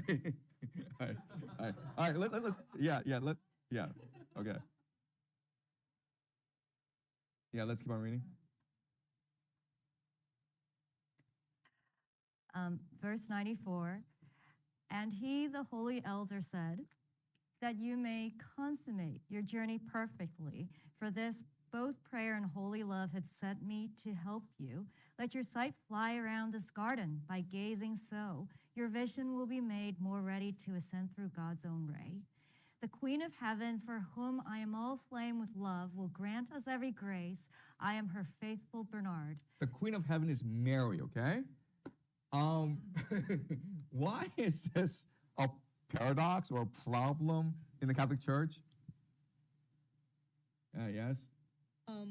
Mary is the Virgin Mary, and she is kind of she carried God's son. Okay, he carried God's son, and she's the Virgin Mary. She's a virgin forever. And right here, Bernard, you're here writing love poetry about her. Yes. Because what we're supposed to believe in is the Holy Trinity, not Mary. Yes, exactly. Because the King of Heaven is Jesus, not Mary, okay? But Jesus isn't even here. It's Mary that's here. This is a paradox. Wasn't Bernard invoking Jesus, right? No. He's invoking Mary, the Queen of Heaven. Okay, let's keep on going. Verse 102 to 103. Just as one who from Croatia perhaps has come to visit our Veronica, one whose old hunger is not sated, who as long as it is shown repeats these words in thought. O my Lord Jesus Christ, true God, was then your image like the image I see now? Such was I as I watched the living love of him who in this world and contemplation tasted that peace. And he said, Son of grace, you will not come to know this joyous state if your eyes only look down at the base, but look upon the circles. Look at those that sit in a position more remote until you see upon her seat the queen to whom this realm is subject and devoted. I lifted up my eyes, and as at morning the eastern side of the horizon shows more splendor than the side where the sun sets, So as if climbing with my eyes from valley to summit, I saw one part of the farthest rank of the rows more bright than all the rest.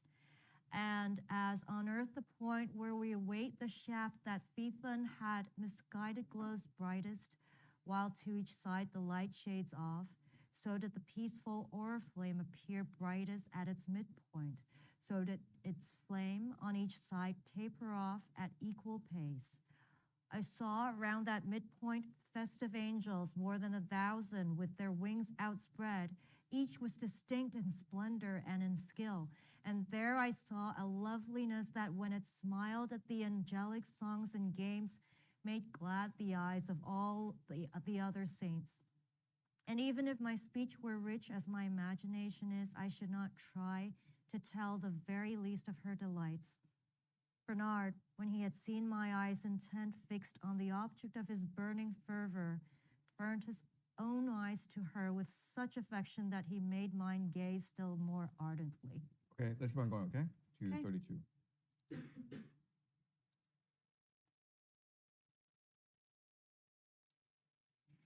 Canto 32. Though he had been absorbed in his delight, that contemplator freely undertook the task of teaching, and his holy words began. The wound that Mary closed and then anointed was the wound that Eve, so lovely at Mary's feet, had opened and had pierced. Oh, wow, okay. Okay, these 3 lines are really important, okay? Let's try to figure this out. We met Adam, right? We met Adam in heaven. Where is Eve? Where is Eve right now? No, but I'm saying, where is she right now? At Mary's feet, do you understand? Mary is the queen of heaven, and Eve is right beside her, so lovely at Mary's feet, next to the queen of heaven, okay? Right? The wound that Mary closed and then anointed was the wound that Eve had opened and had pierced. What does this mean? Yes? The wound at Mary's feet, I think, is sin, because Eve is responsible for the original sin, and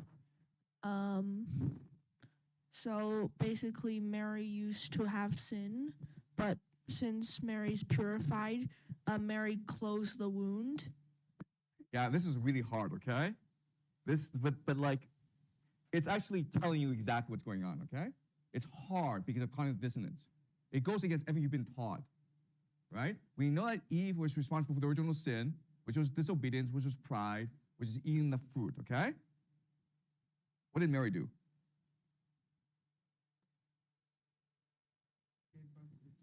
Jimmy?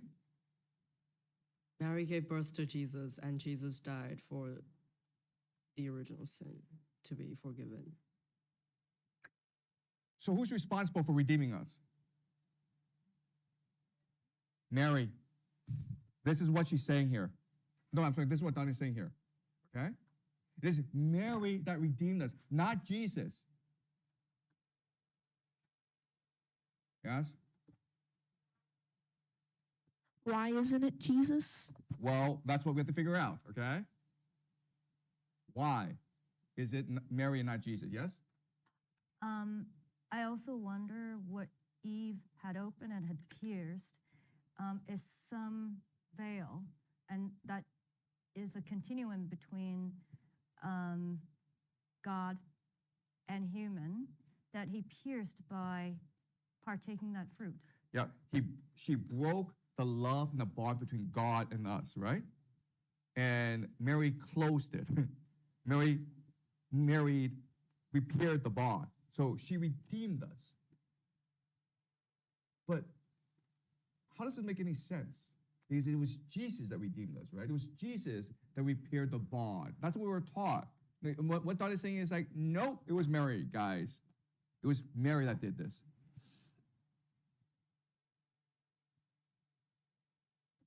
So I'm gonna try rudimentary understanding here. So Mary gave birth to Jesus. So basically, what Dante is trying to say here is that Mary is the ultimate source of Jesus who saved us. That's the first part. And the second part is that Jesus is a man and he cannot be a mother. And so his love towards everyone, his love towards his believers is abstract. Like it's not visceral. It's not visceral like a mother's love towards her children. And what Dante is trying to invoke here is Mary's love, the motherly love, the purest love that God has given us.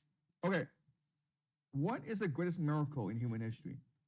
What is the greatest miracle? What defies all explanation? So much people believing in Christianity. Well, I mean, if you're Christian, you don't think that's a miracle. You think that's just natural, right? Because we're the truth. And so, yeah, of course, everyone should believe us. Could you repeat? Yes.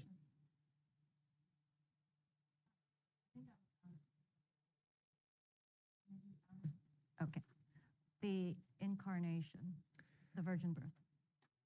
Okay, guys, there are two miracles, right? First of all, Jesus sacrificed himself for us, okay? A God killed himself for us. Then you had a woman give birth to a God. Which is a greater miracle? I think the second one, man. Right? Like, how is it possible for like a mortal woman to give birth to a God? Right? How is it possible then?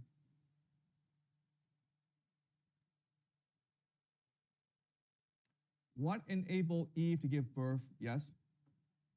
So for Mary's case, maybe it was her faith, her willingness to be a vessel for God that has showed her from the initial sin. Exactly, do you understand? Eve was proud and she disobeyed. She lacked faith in God. Mary had complete faith in God. And that's what redeemed us. The complete and utter faith in God is what redeemed us. Not the sacrifice of Jesus, but the complete and utter faith of Mary. That's what he's saying here. Okay? Which means what? Which means that we redeem ourselves. We have the power to redeem ourselves. We never needed Jesus. We just have to believe in Jesus and Jesus would come to redeem us. But first, you have to believe we could be redeemed, then we could be redeemed. Okay? So you see what's happening where before you were taught to be passive, to be humble, to accept the will of God. And now you're being taught, no, you have to be active. You have to use your imagination. You have to use your faith if you are to better the world. And the example is Mary. That's why she's the Queen of Heaven. Because she was the most virtuous of all of us. And if she were not that virtuous, she could not have possibly given birth to Jesus. Okay? This is pretty mind-blowing, right? I mean, like, what do you think, as?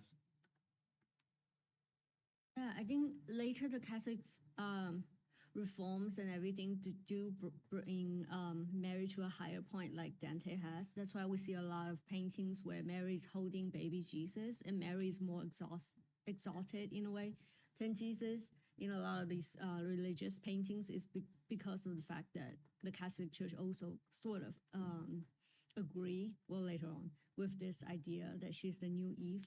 Yeah. So she's quite elevated. Exactly. Jesus is the new Adam. Exactly. So rather than just say, this is all heresy, let's just burn all this, right? It's like, no, he's right, okay? That's a power of poetry, right? That's a power of art because it shocks you into a new truth that you must accept. It may take time, but it will work, right? So, this is why starting tomorrow, we will learn like the real battle is actually between the Catholic Church and Dante. It's actually between Virgil and Dante, okay?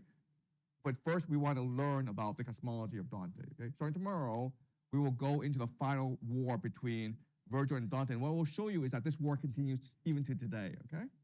All right, let's keep on going.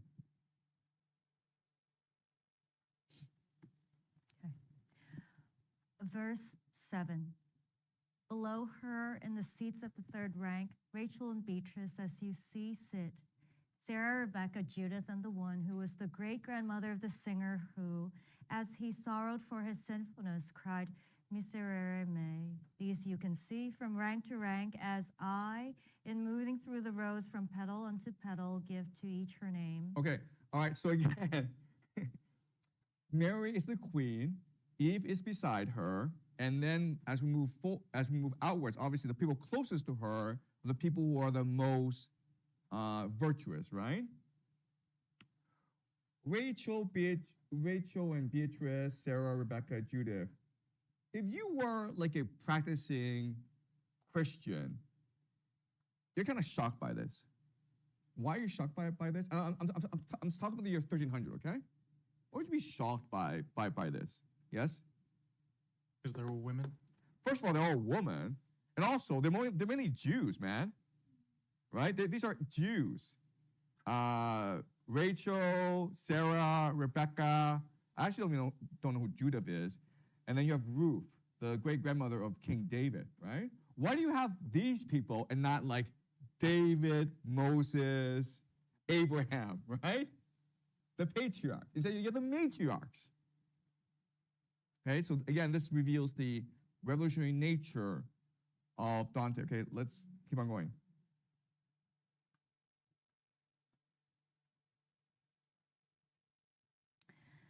Verse 13.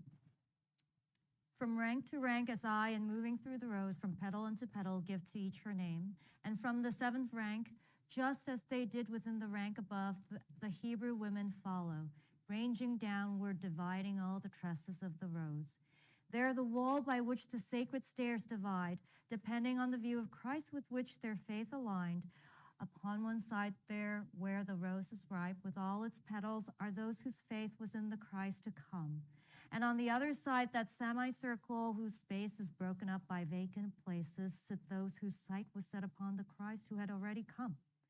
And just as on the side to serve as such a great partition, there's the throne and glory of the Lady of Heaven and the seats that range below it.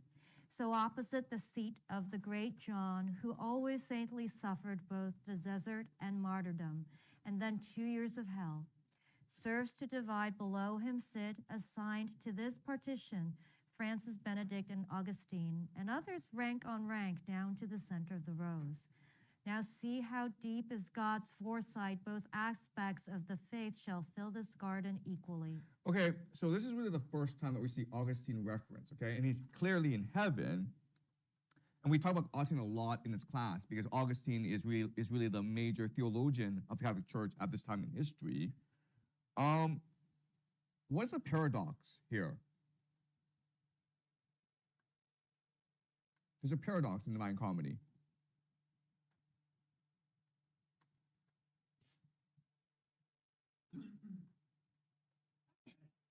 How many times is Augustine quoted in the Divine Comedy? Never, right? This is the major theologian of the Catholic Church. His book, City of God and Confessions, are read by everyone within the hierarchy of the Catholic Church. You're forced to read them, actually, if you are to join the Catholic Church. And Dante never actually quotes him, okay? And this is actually the first time that we see Augustine appear. So again, this is a very subtle, tongue-in-cheek, very paradoxical place to put Augustine. Okay, let's keep on going.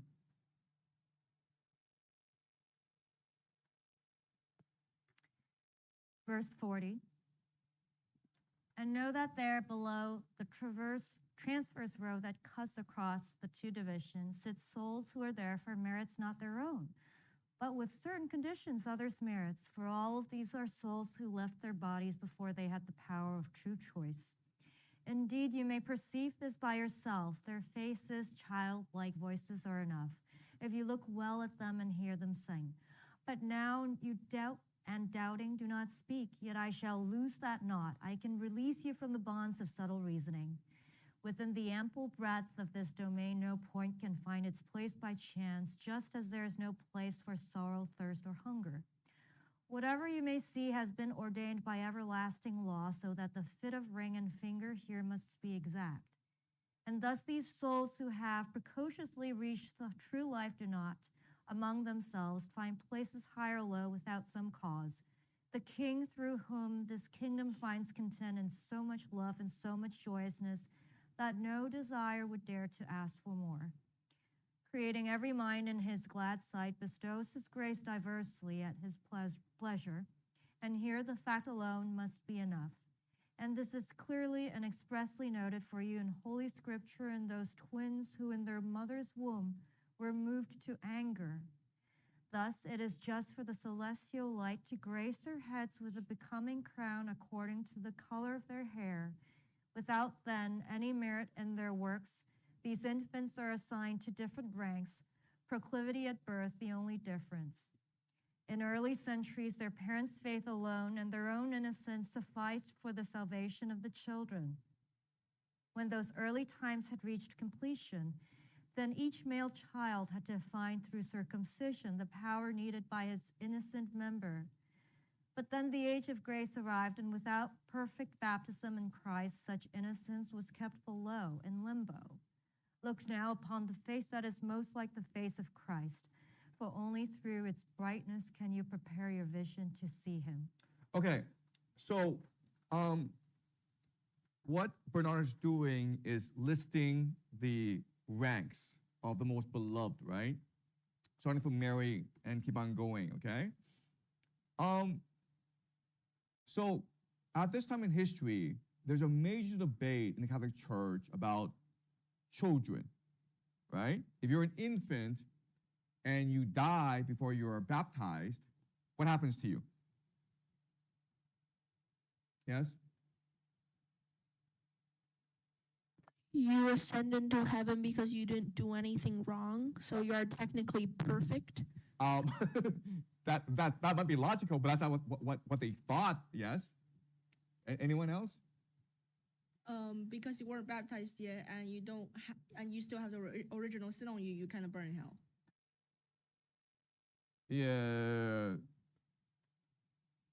You go to purgatory? Yeah, you're in limbo. Okay, do you understand limbo? Because it's a more dilemma for the church, right? Because you didn't become a Christian, so you can't go to heaven, but you did nothing wrong, you're free of sin, so it's wrong to put you in hell. So they just put you, okay, let's make up a new place called limbo, okay, or purgatory, and we'll put you there. Okay, because like we don't know what else to do with you, right? And so in this heaven, what does Bernard say about this? This is actually a huge issue right now in the Catholic Church, okay? Like because it creates such a paradox, right? So what does Bernard say? Yes?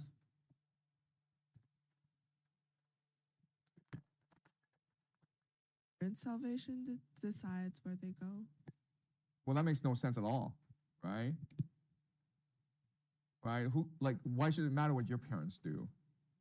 That's even more unjust. What does Bernard say? The age of grace has arrived, so you guys can now go to heaven now. Or actually, no. Yeah, so before you can go to heaven, I mean like. Before you couldn't go to heaven, now you can. Well, the age of grace is the coming of Christianity and Jesus, right?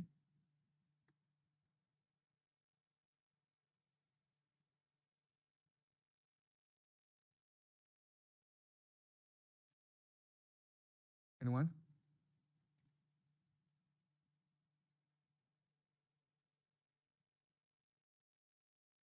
Okay, let's read it again, okay? Because this is very perplexing. Starting from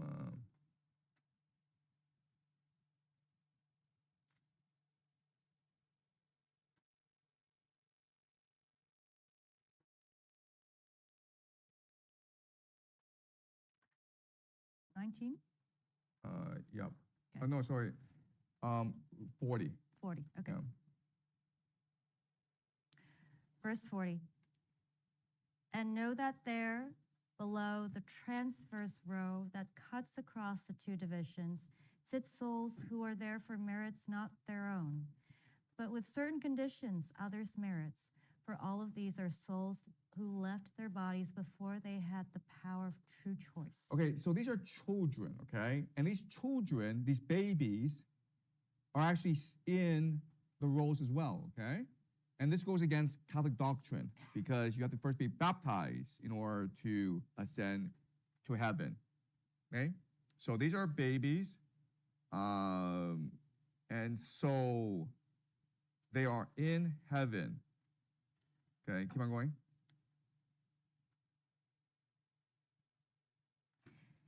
Verse 46.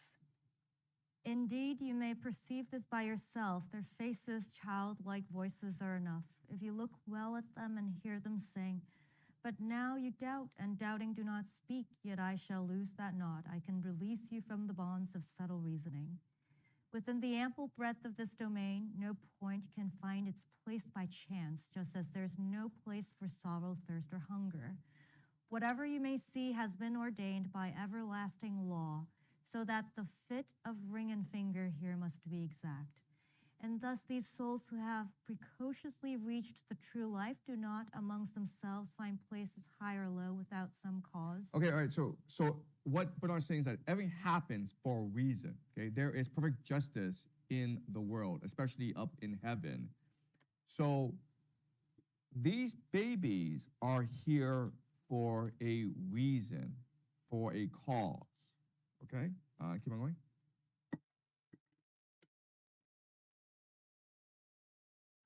Verse 61. The king through whom this kingdom finds content in so much love and so much joyousness that no desire would dare to ask for more, creating every mind in his glad sight, bestows his grace diversely at his pleasure. And here the fact alone must be enough.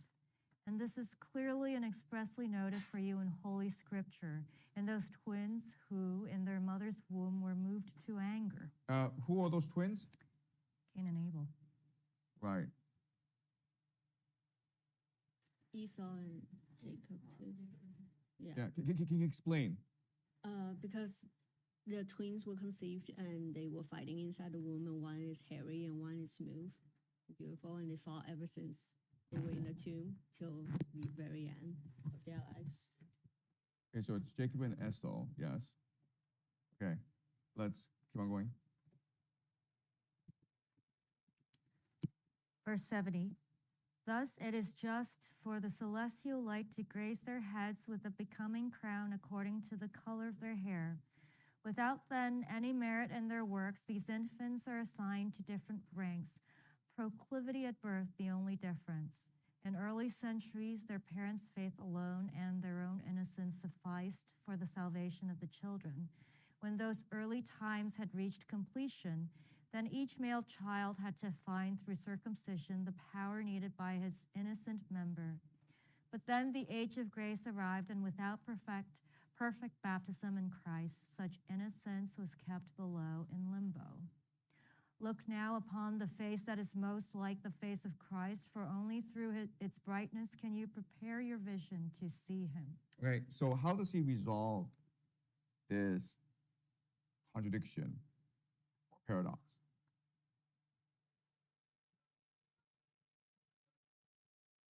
First, I have a question. Why does Cain get to be in heaven? Because I remember. It's Jacob and Esau. Oh. Anyone?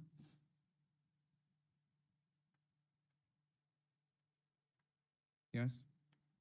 So I guess he's saying that even in the womb, you have a soul, and your soul is different. Like this, proclivity at birth is the only difference. So like, if you're inclined to be good or evil, it's already decided when you are at point 0. Yeah. Okay. Yeah. So what do you make of this explanation, right? This creates even more problems. Right? What he's saying is that Jacob and Esau, well, they were always going to be enemies. And that was determined at the point of birth. Right? So again, this is what makes Divine Comedy so revelatory because paradox leads to more paradoxes. Okay, we resolve one paradox, which creates even more paradoxes. Which is like, wait a minute here. What's going on? The merit was determined at before birth. Okay, so God can know where you belong the moment you were born. Yes. I thought God gave us free will, so God can't really predict any. Exactly. Okay. So this is really problematic. Okay. This is a paradox now. God gave us free will. We can be anything we want. We can do whatever we want. But at our birth, we have our own inclinations. So what's going on here?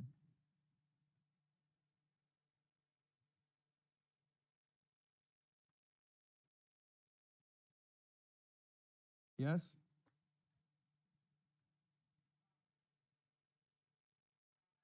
Time doesn't really exist. So even though as humans, right, we cannot really predict the future, but because like God is all knowing, he kind of like sees everything happening, but it's like different for him because there's no concept of time. Right, but again, this is a problem because what you're saying is that, well, God knows what would happen if you didn't die at birth, and he would know what kind of person you became. But in that case, there's no free will then. It's all predetermined, right? This is a huge problem. I don't think we should think of this as being like predetermined. I think we should just think of it as like God can know whatever we're doing like throughout the expanse of time. He doesn't like force you into a certain ending. It just happens and he knows it from wherever he is. If he knows it, then it's not free will.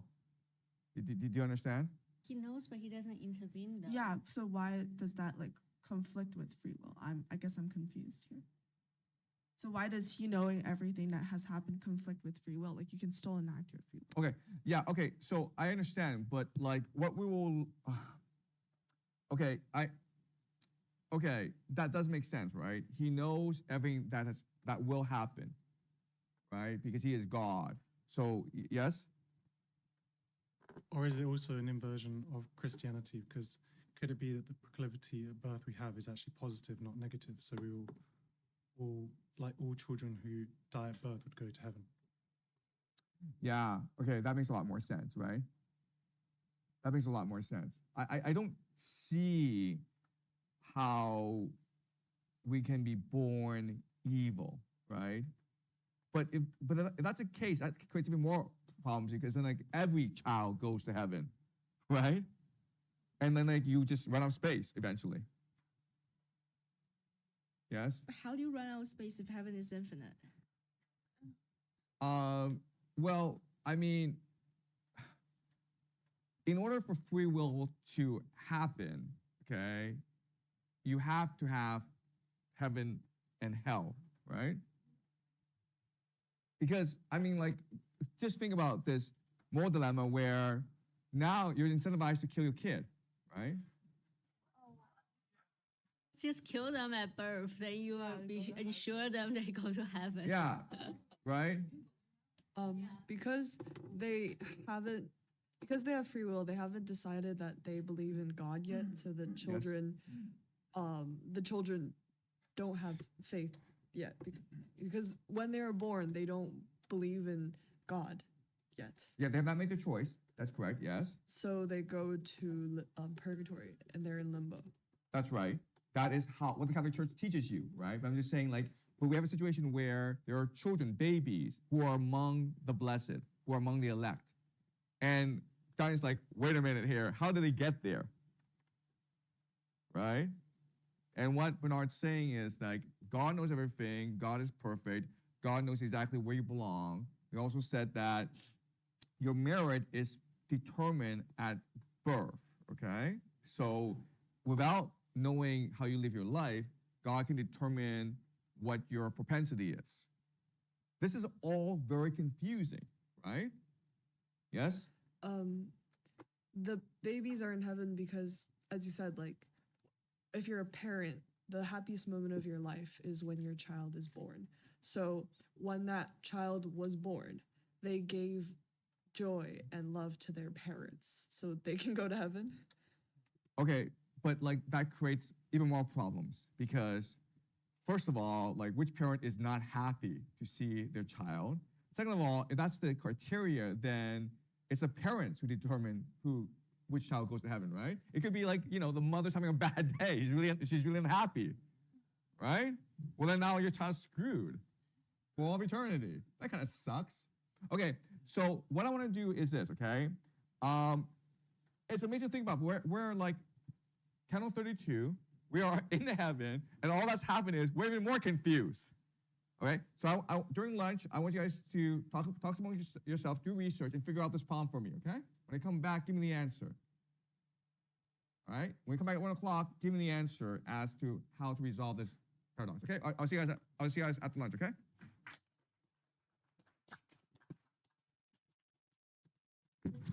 Okay. Oh, Carol, could you tell them not to raise this? I'll need this for this afternoon. Okay.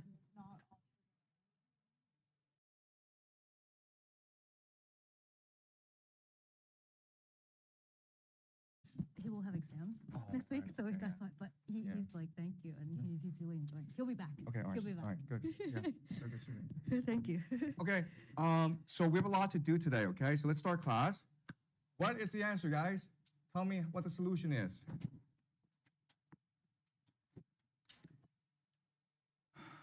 Okay, so this is the hardest theological problem in the universe. It is almost impossible to solve, okay? And why this paradox or conundrum is put before we meet God is, the only way to solve this problem is through love and imagination, okay? So there's almost like a warm-up before our meeting with God, which is going to really test our love and imagination. So let's try to figure out what's going on, okay? So let's go back and figure out, first of all, who is with Mary, okay? So there's a hierarchy, right? So Mary is at the top, Eve is with her, and then below her are Rachel and Beatrice, okay? Then below them are Sarah, Rebecca, and Judah. Who is Rachel? Tell me the story of Rachel. Yes? One of the most beautiful wives of Isaac or Jacob. Okay, all right, okay. No, that's Sarah. Okay. So we need to figure out, first of all, why are they where they are? They're the closest to God. So why are they where they are? Yes? Because they didn't have free will? No. Like they didn't have the option to choose. So therefore they did not have free will. Is it because they are ancestors to Mary? No. Well, I mean, okay, all right. Okay, so let me tell you the story of Rachel, okay? So Jacob is exiled from his homeland, and he goes and finds shelter and refuge with his uncle, Laban. And they make a deal where Jacob works for Laban for 7 years, and then Laban will give him Rachel. 7 years later, they get married, and on the wedding night, they have sex. When Jacob wakes up, he finds the woman he's had sex with is not Rachel, but Leah, who is Rachel's older sister. Jacob says to Laban, "You've cheated me." And Laban says, "It's not our custom to first marry the younger sister before the elder sister, so we are forced to give you Leah. But if you work for me for 7 more years, I will give you Rachel." At this point, if you're Rachel, what are you gonna do? I'd be pissed, right? I'd be like, screw you all, I'm gonna go find someone else, okay? What does Rachel do instead? She sticks around, okay? And that demonstrates her love and devotion to Jacob. It is an example of the beauty and power of love. That's why she is where she is, okay? Because of her self-dedication to love, because of her faith in God, because of her love for Jacob. Because everyone else would be like, screw this, I'm going somewhere else, okay? Because I've been cheated. But because of her love for Jacob, because of her faith in God, she stuck around and endured being married to Jacob while also Leah being married to Jacob, okay? So that's an example of selfless love. What is Beatrice doing in heaven? What did she do to warrant her next to God? We know Rachel, yeah, good example. And Sarah, who is the wife of Abraham, she prayed and prayed for 80 years before she was actually granted an only son, Isaac. Okay, so yeah, these are examples. But what's Beatrice doing here? What is Beatrice's accomplishment? Yes. So Beatrice kind of she was dead already. So Beatrice kind of gave up temporarily her place in heaven to do the great labor of guiding Dante from hell to heaven. Yeah, but I mean, how did she get where she is in the first place? She died at childbirth. She died giving birth. But that's not an accomplishment, right? That's because, like, think about the millions of mothers who give in childbirth. There's like literally billions of them. Okay. But she died. Yes. She inspired Dante. Yeah. Or yes. She made a devotional covenant with God that she had the will to be devoted to God. Okay, so there's only one reason why she is where she is. Yes. Could it be arrogance from Dante because he puts Mary at the top of heaven, and that's because there would be no Jesus without Mary, and he thinks obviously he's divinely inspired, but there would be no Dante without Beatrice. Exactly. Yeah. Thank you very much. Okay. Yes. Dante put her there. You understand? So think about this. Okay. We have Rachel, who is the perfect example of love and devotion. We have Beatrice, who is there because Dante put her there, okay? So now we have to use our love and imagination to figure out how these infants got to this rose so that they're beside God. Yes? Dante put them there. Excuse me? Dante puts them there. Not Dante. Dante doesn't even know them. He doesn't even name them, right? Who put them there? Maybe that is Dante's own interpretation. Like they deserve to be there. Okay. All right. So again, what's hard about Dante is that you are forced to use your love and imagination. But once you do, the universe opens itself to you and it reveals itself to you, okay? You're a parent, okay? Let's all imagine we are parents, right? And we have our first child, and for whatever reason, at 1 or 2 years old, the child dies. Maybe at 6 months, who knows, okay? Now, at this point in our lives, we can make a choice, right? Most of us will choose to despair. Some of us may choose to have another one. But then there are certain individuals who, because of their faith, hope, and love, they say to themselves, I'm going to dedicate the rest of my life to celebrating the legacy of my child. I'm going to put all the love that I had for my child and devote it to others, devote it to the world, to celebrate my child. Obviously, this person would deserve to be next to God, right? But what's the paradox? Or what's the problem with that? Huh? Yes? Why is the child there instead of the mother? But yeah, but that's what I'm saying. I'm saying the parent did all the work. So why is the child there and not the parent who did all the work? Because the kid inspires their parent, and it's the death of the child enables them to share the love with the world. Sure, but I mean, like, so, right? It's the parent who did all the work. It's Dante who wrote all the poetry. Yes. In the same way Beatrice inspired Dante, death of a child can inspire his parents. I know, but it's the parent who did all the work, right? So why is the child there, not the parent? Right? Why is Beatrice in heaven and not Dante? because he decided that Beatrice would be in heaven. Right? So the child is in heaven because their mother decided that they would be in heaven. Exactly. You understand? Okay. Like if you're God, right, and you and like you talk to someone and says, "Wow, the life you've led was so exemplary. I have to put you beside me because I am so bedazzled by your example. Because the world is shining so much brighter because of your sacrifice." Okay. But the mother's like, "Don't put me next to you. Put my child next to you." Right? You understand? So that's why the children are in heaven. Excuse me?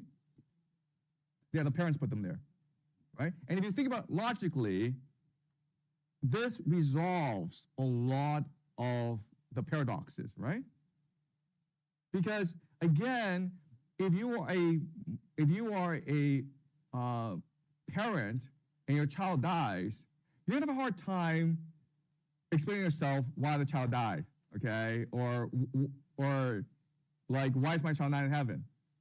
Okay, so this is the hardest problem for theologians to solve. I don't think anyone has solved this satisfactorily, okay? But Dante provides a solution. Does it make sense to you guys?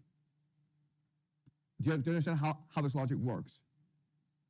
By the same token, we can also imagine certain examples where a child's death warrants him or her in heaven immediately, okay? So let's think of it's like, what, 13 or 12? The guy fights Goliath, right? If he lost to Goliath, where should he be? He should be next to God, right? In fact, if he were to die, he'd be more worthy of God than if he defeated Goliath. Does that make sense? Excuse me? So why would he be more worthy to God than if he defeated Goliath? Yeah?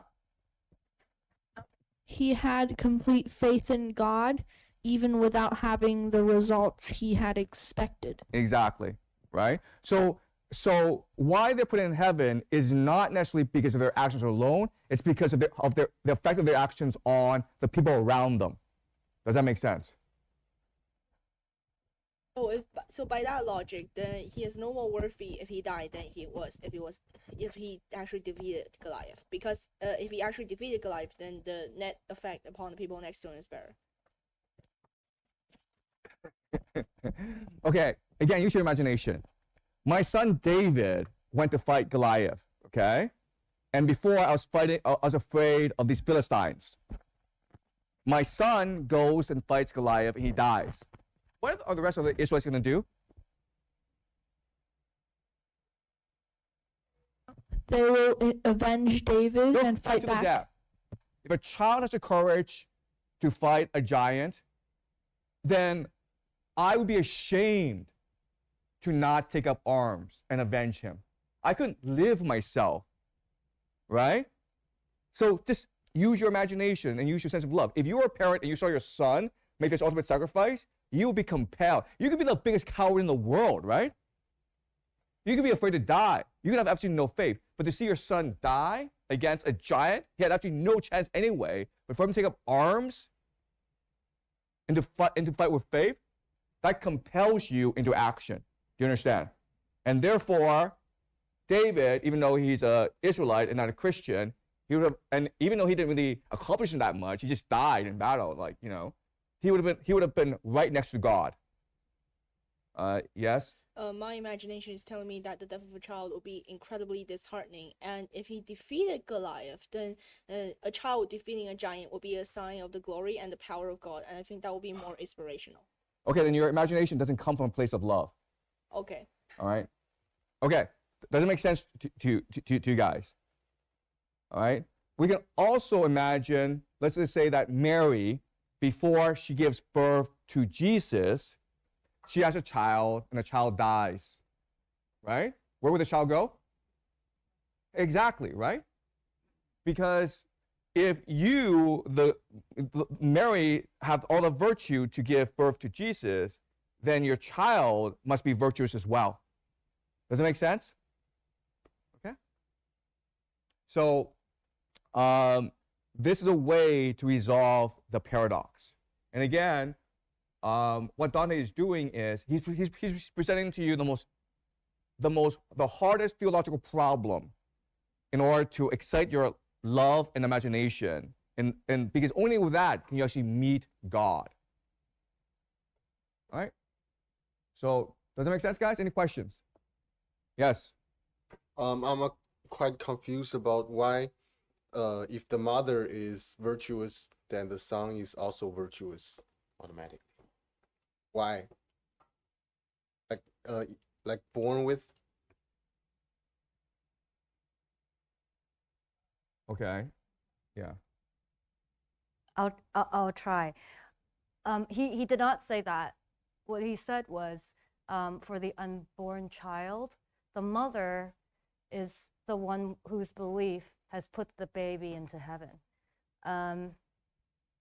You know, just a personal sharing. Before having 3 beautiful children, on earth, I have 2 children in heaven. And it's because I believe that they're in heaven. I haven't had them, that they're in heaven. But it's not because I'm virtuous, it's because I believe they're in heaven, and that propelled them to heaven. And I mean, this is a beautiful story, so thanks for sharing such a personal detail. But if you're a parent, you understand. But if you're not a parent, then it's hard to understand. You can't actually reason this out, okay? That's why, you know, Divine Comedy, it has to be read over a lifetime. And it has to be read from a place of love. And it's only after you experience love for yourself could you truly appreciate Divine Comedy, right? Okay, so this is not to criticize you. This is to say that this is a lifelong journey. And again, this is the hardest question in theology. What happens to infants who are not baptized? Are they automatically condemned to hell and limbo? And what Dante says is that you have to just trust in the infinite justice and wisdom of God, okay? There are going to be these cases that are impossible for us to reason out, but God knows the answer. God knows that your sacrifice is meant to put the infinite in heaven and not yourself in heaven. And so that God is going to honor your request. You know, it was you who did all the virtue in the world, okay? So in a case where the child is relatively young, but the parent and the child dies, and for whatever reason, someone else thinks that child should not be in heaven, and the parent thinks the child should be in heaven. In that case, what happens? Oh my God. This is not, okay. All right, can someone answer this question? You just have to believe that God is the ultimate judge, and God will, you know, consider every cases, every possible scenario, every hidden thoughts of that child's heart, and then. Okay, look, God is love, okay?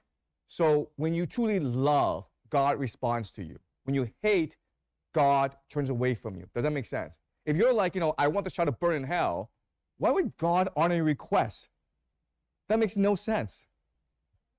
Not saying they should burn in hell. I just say someone believes that they shouldn't be in heaven. Then where should the child be? Purgatory. Right. That's well, limbo is in hell. Okay. All right. Okay. And again, like it's not everyone who gets to heaven. It's those people, those individuals whose stories are so exemplary that they inspire the world to greater love. Okay? Does that make sense? All right. So now we are moving towards, well, this is the very last canto, okay? Canto 33. And this is the greatest canto of the entire Divine Comedy. I don't know why people just read Inferno, actually.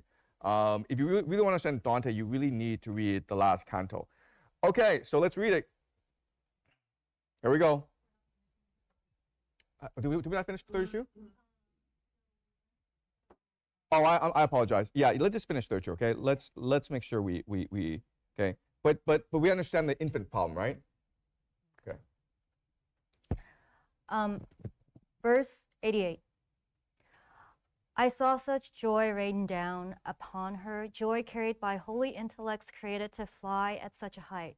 that all which I had seen before did not transfix me with amazement so intense, nor show to me a semblance that was so akin to God. And the angelic love who had descended earlier now spread his wings before her, singing, Ave Maria, gratia plena. On every side, the blessed court replied, singing responses to his godly song, so that each spirit there grew more serene. O Holy Father, who for me endure your being here below, leaving the sweet place where eternal lot assigns your seat. Who is that angel who with such delight looks into our Queen's eyes, he who is so enraptured that he seems to be aflame? So once again I called upon the teaching of him who drew from Mary beauty, as the morning star draws beauty from the sun. And he to me, all of the gallantry and confidence that there can be an angel or blessed soul are found in him, and we would have it so, for it was he who carried the palm below to Mary when God's Son wanted to bear our flesh as his own burden. But follow with your eyes even as I proceed to speak, and note the great patricians of this most just and merciful empire. Those two who there above us seated, most happy to be so near the Empress, may be likened to the two roots of this rose. The one who, on her left, sits closest is the Father whose presumptuous tasting caused humankind to taste such bitterness. And on the right, you see that ancient Father of Holy Church, into whose care the keys of this fair flower were consigned by Christ. And he who saw before he died all of the troubled era of the lovely bride, whom lance and nails had won, sits at his side. And at the side of Adam sits that guide under whose rule the people, thankless, fickle, and stubborn, lived on manna. Facing Peter, Anna is seated, so content to see her daughter that, as Anna sings hosannas, she does not move her eyes. Okay, so we have Adam and Peter and Anna, okay? Anna is Mary's mother. Mary is so virtuous that even her mother is able to obtain a seat next to God. Keep on going. Line 135. And opposite the greatest father of a family, Lucia sits, she who urged on your lady when you bent your brows downward to your ruin. Okay, we don't have time to discuss this, but Lucia would be the inverse of Picarda, okay? Whereas Picarda lacks will, Lucia is the total representative of will, okay? Saint Lucy of the Catholic Church, who basically would rather die than to abandon her faith, okay? Keep on going. Verse 139. But time which brings you sleep takes flight, and now we shall stop here, even as a good tailor who cuts the garment as his cloth allows, and turn our vision to the primal love, that gazing at him you may penetrate, as far as that can be his radiance. But lest you now fall back when even as you move your wings, you think that you advance, imploring grace, through prayer you must beseech grace from that one who has the power to help you. And do you follow me with your affection? So may my words and your heart share one way. And he began this holy supplication. Okay, so again, Dante is using Bernard as a model, right? So Bernard is first going to worship Mary, to humble himself before Mary, and this will give him the power to Dante to humble himself before God. Okay, this is the very last canto. Okay, we have come to the end. Okay, we have come to God Himself. All right, here we go. Canto 33. Virgin Mother, daughter of your Son, more humble and sublime than any creature, fixed goal decreed from all eternity. You're the one who gave to human nature so much nobility that its creator did not disdain his being made its creature. Okay, so again, it's going to emphasize that Mary is more noble because she was able to give birth to Jesus. She was able to be the portal for God to manifest Himself in this world, which has never been done before. Okay, keep on going. Verse 7. That love whose warmth allowed this flower to bloom within the everlasting peace was love rekindled in your womb for us above.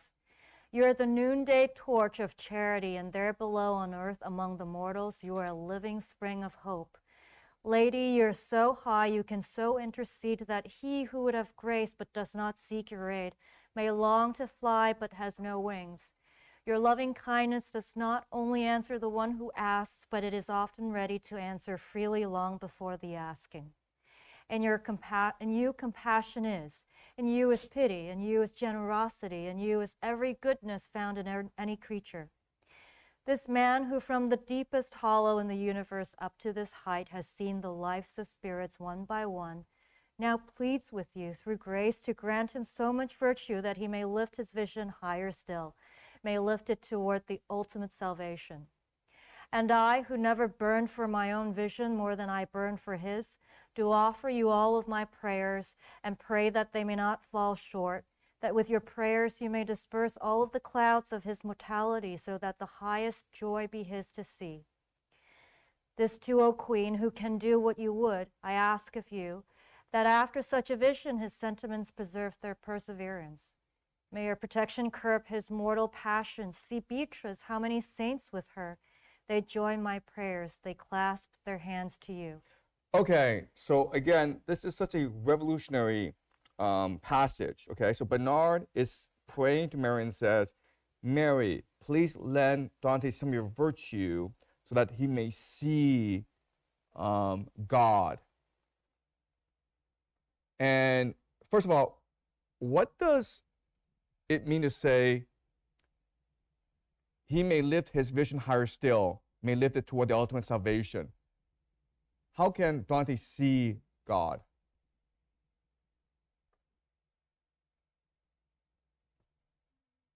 By having faith. Not faith. Feel? You can't feel it. What does higher vision mean? The imagination, okay?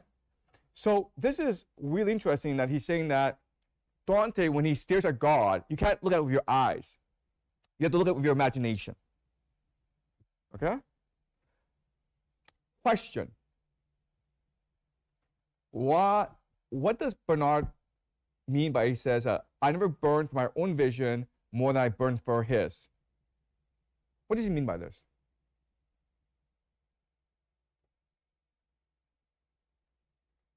I never burned for my own vision more than I burned for his.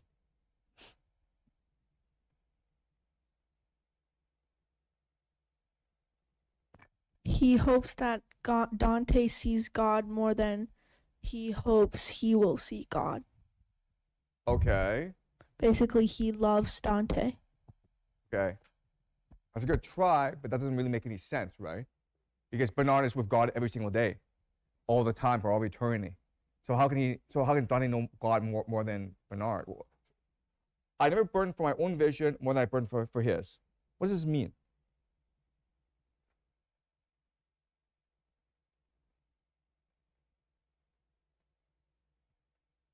Does he realize that Dante's going to go back to Earth and be able to take the word of God back with him? Yeah, that's what Dante is here for.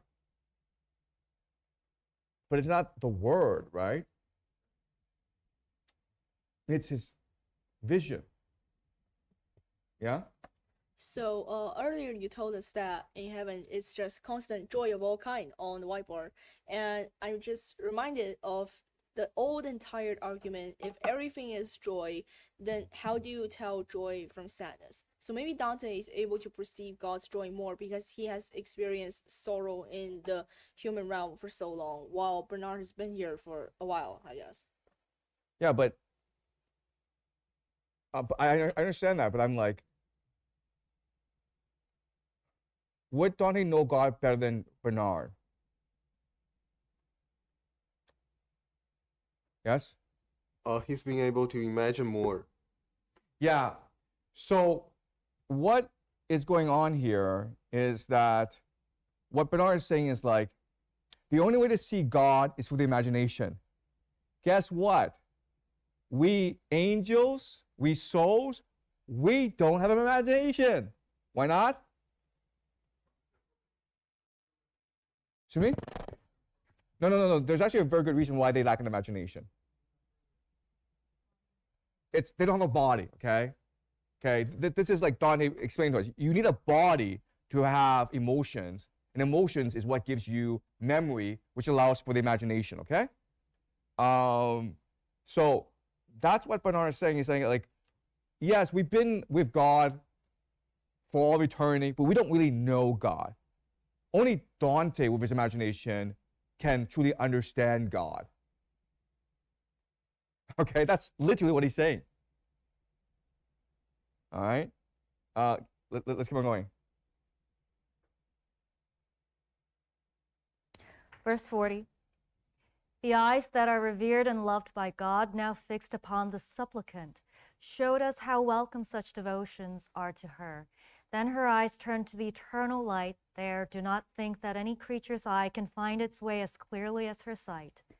And I, who now was nearing him who is the end of all desires, as I ought, lifted my longing to its ardent limit.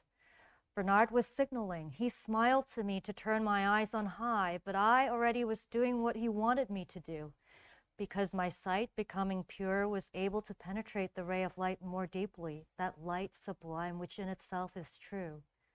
From that point on, what I could see was greater than speech can show. At such a sight, it fails, and memory fails when faced with such excess. Okay, so what Dante is doing is he's staring at God, and it really, really sucks, okay? It's burning his eyes so much that it's destroying it, that's almost like causing his brain to be on fire.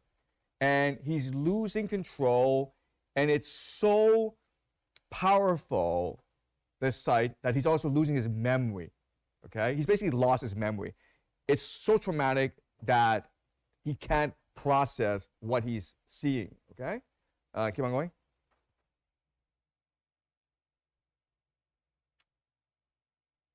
Verse 58. As one who sees within a dream, and later the passion that had been imprinted stays, but nothing of the rest returns to mind. Such am I, for my vision almost fades completely, yet it still distills within my heart the sweetness that was born of it. Okay, so he can't see anything. He can't remember anything. What is left? The emotion of it, right? Okay? That's the only thing that's left. The sweetness of it, the emotion of it. And from this, he has to construct, through his imagination, the Divine Comedy. Okay, keep on going. Line 64. So is the snow beneath the sun unsealed, and so on the light leaves beneath the wind the oracles of Sibyl wrote were lost. O highest light, you raise so far above the minds of mortals, to my memory give back something of your epiphany, and make my tongue so powerful that I may leave to people of the future one gleam of the glory that is yours. For by returning somewhat to my memory and echoing a while within these lines, your victory will be more understood. Where is Dante now? Where is he? What? Yeah, he's home. Okay, this is like 20 years afterwards. Okay, so he met God in the year 1300 during the Easter weekend. Now, 20 years later, he is now trying to remember what he saw through his imagination, okay? He's trying to reimagine what he saw. Did you have a question? Okay, all right. Keep on going. Verse 76. The living ray that I endured was so acute that I believe I should have gone astray had my eyes turned away from it. I can recall that I, because of this, was bolder in sustaining it until my vision reached the infinite goodness. O grace abounding, through which I presumed to set my eyes on the eternal light so long that I spent all my sight on it. In its profundity I saw, ingathered and bound by love into one single volume, what in the universe seemed separate, scattered, substances, accidents, and dispositions as if conjoined, in such a way that what I tell is only rudimentary. Okay, so what he's able to reimagine is the totality of the universe, okay? Everything is connected together. All right, keep on going. Verse 91. I think I saw the universal shape which that not takes. For speaking this, I feel a joy that is more ample, that one moment brings more forgetfulness to me than 25 centuries have brought to the endeavor that startled Neptune with the Argos shadow. So was my mind completely wrapped, intent, steadfast, and motionless, gazing, and it grew even more enkindled as it watched. Whoever sees that light is soon made such that it would be impossible for him to set that light aside for other sight. Because the good, the object of the will, is fully gathered in that light, outside that light, what there is perfect is defective. What little I recall is to be told from this point on in words more weak than those of one whose infant tongue still bathes at the breast. And not because more than one simple semblance was in the living light at which I gaze, for it is always what it was before. But through my sight, which as I gazed grew stronger, that sole appearance, even as I altered, seemed to be changing. Okay, so what he's staring at, okay, what he's recognized he's staring at is the Big Bang. Okay, do you understand? The universe in its totality before it became the universe. He's also staring at the universe after the Big Bang. Okay, so this is beyond time and space. This is both nothing and everything, okay? This is both the beginning and the end, the alpha and the omega. This is everything and nothing, okay? Keep on going.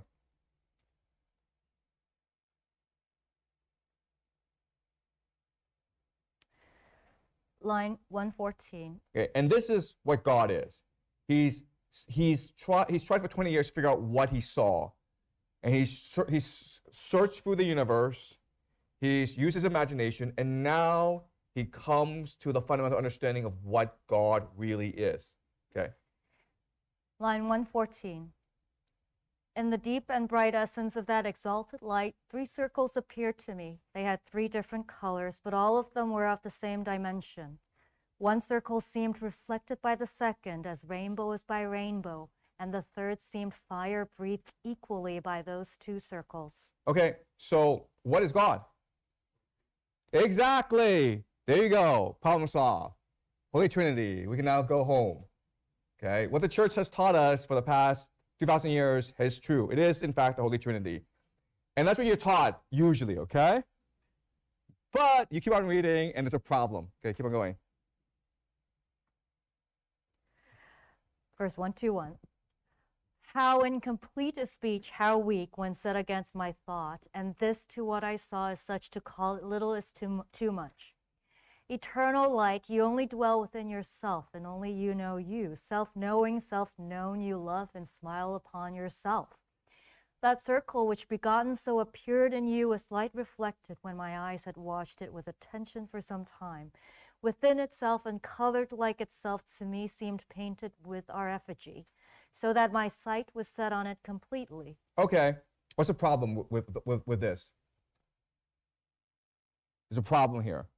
It's the Holy Trinity, but it's not the Holy Trinity. Why? What's inside the circle? What's effigy mean? It's us. Yeah. Okay. There's 3 circles. That's the Holy Trinity. And we're inside each circle. Yeah. Huh. Oh, well. Huh. All right, let's keep on going. Verse 133. As the geometer intently seeks to square the circle, but he cannot reach, through thought on thought the principle he needs, so I searched that strange sight.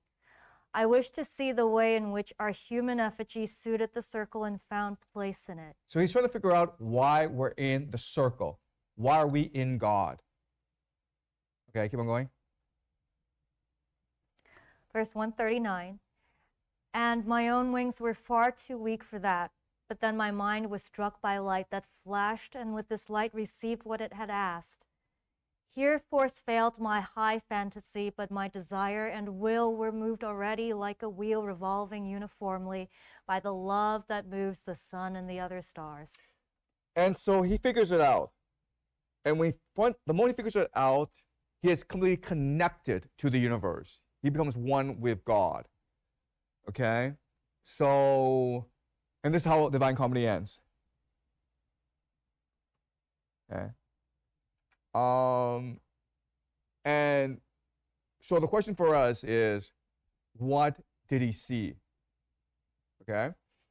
And again, to solve this mystery, to solve this paradox, you have to use your love and imagination. Okay? So, all right, let's try to figure it out.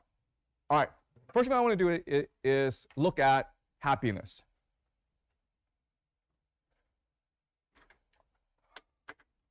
We are in heaven. We are beside with God, which is the purest happiness. It's eternal bliss, the greatest joy. Okay? And we have examples of joy and happiness on this board. Okay? So let's just see these things are in heaven to make sure we understand what heaven is. Selfless sacrifice. Is that in heaven? How do you sacrifice yourself in heaven? Well, sure, but how about sacrifice? Yeah, so sacrifice is not here. You can't sacrifice yourself in heaven, right? Because there's nothing to sacrifice for. It's already perfection. Novelty, surprise, shock. Yes or no? Definitely no, because it's perfection, right? It's eternal. You already know what's there. No. Relief and release. No, because you need tension for that, right? You need evil, you need hatred, you need conflict, you need agony for there to be relief and release. Nope. Wish fulfillment, is it there? No, because, yeah, exactly, right? There's nothing to fulfill. Returning home. Well, maybe. I mean, you can say it's home, okay? Flow. Yeah, probably. Self-creation, self-discovery, sharing knowledge. Is that there? No, Bernard doesn't even know anything, okay? It's not there. Connection, community, probably. Recognition, validation, probably. Beauty, okay? All right? So half the things on the list are there. The other half are not. All right? So where's the only thing where we can find the rest? Here, right? Okay? On earth. So some of the happiness is on heaven, some is on earth. Okay? But the problem is you're in heaven and you're experiencing the perfect joy, the perfect happiness. We already said there's lots of happiness that are not in heaven. So how does heaven compensate? How does heaven resolve this problem? Some people just don't have such kind of desire, so no need for. No. We just said heaven is the greatest bliss. It is perfection. It's the greatest joy. Every single moment is pure bliss. We already said a lot of the bliss can't be found in heaven. So how does heaven resolve this paradox? Anyone? Exactly. Okay. Earth and heaven have to be combined together. You understand? God and man have to be combined together in order to create perfect happiness. Otherwise, it can't be done. Right?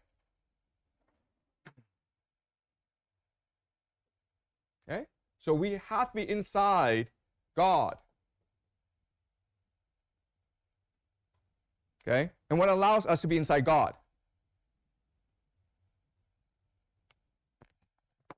Faith, hope, and love. Okay, well, let's just use imagination, okay? The imagination, okay?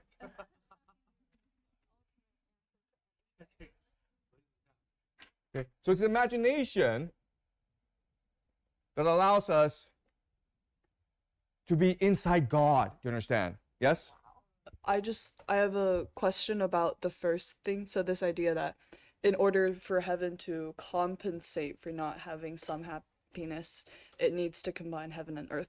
Well, it needs to have earth. Like, what do you mean by compensate? Do you mean like for like a person to experience all the happiness, they have to both experience earth and heaven? Okay, you're Beatrice, you're Rachel, right? You're experiencing all happiness, right? Where's this happiness coming from? By you seeing what is happening on earth. Yeah, because we generate this happiness on earth. And then because earth and heaven correspond, they experience this happiness. When we experience happiness, they do as well. But the happiness we experience, they can't possibly experience up there. So we have to create it for them here. That's why people like Rachel and Beatrice are celebrated in heaven, because they created so much happiness that not only do they shine on earth, but they also shine in heaven. Okay? Does that make sense? So the idea is if you create happiness on earth, you're also helping create happiness on heaven. Exactly. Okay? Because it is not possible for heaven to create certain forms of happiness. Okay? Yes? And I think that also relates to like previously in the morning we discussed like why Beatrice is angry even in heaven, right? Exactly. Like so as above, so below, right? Exactly. Yes. Where there's injustice on earth, there must be, heaven can feel it as well. Okay? It's calling for us to create happiness and justice. Okay, do you understand? And this again is shocking for people at this time, because before they thought that earth and heaven were separate, right? Earth is imperfect, heaven is perfect. Earth is flat, heaven is spherical. Okay? So this is a revolution in mentality. All right, okay? Does it make sense, guys? All right, so we are in God, okay? But at the same time, God is in us. How? Why?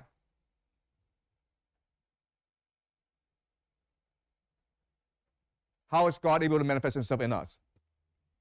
So in some of my research about this, then like a scholar had said that objective and subjective start to converge, and they were dealing with this with sight. So like the seer, what is seen in the act of seeing, all converge into one. So I wonder if maybe if God is love, maybe this is the moment where my love itself, and the person or the God being loved all converge into one because there's no time and space. Right, okay. So, exactly. So, God manifests itself in us through love. Do you understand? So, God is in us through love. We are in God for our imagination. And this is inseparable.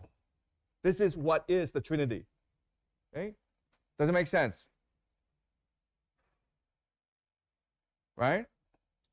And there are two instances when Dante lets us know that God is love, right? The first is when he reconciles the Holy Trinity. Remember when Peter is testing Dante, and Peter asks Dante, what is God? And God says what? You remember?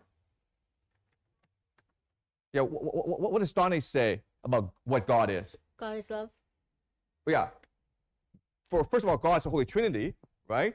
Jesus, the Holy Spirit, and God, the Father. These are separate but equal. And so how do you reconcile this paradox? Because all three represent love. You understand? So God is love. Okay, so that's the first instance, right? The second instance is the idea of the mirrored flame.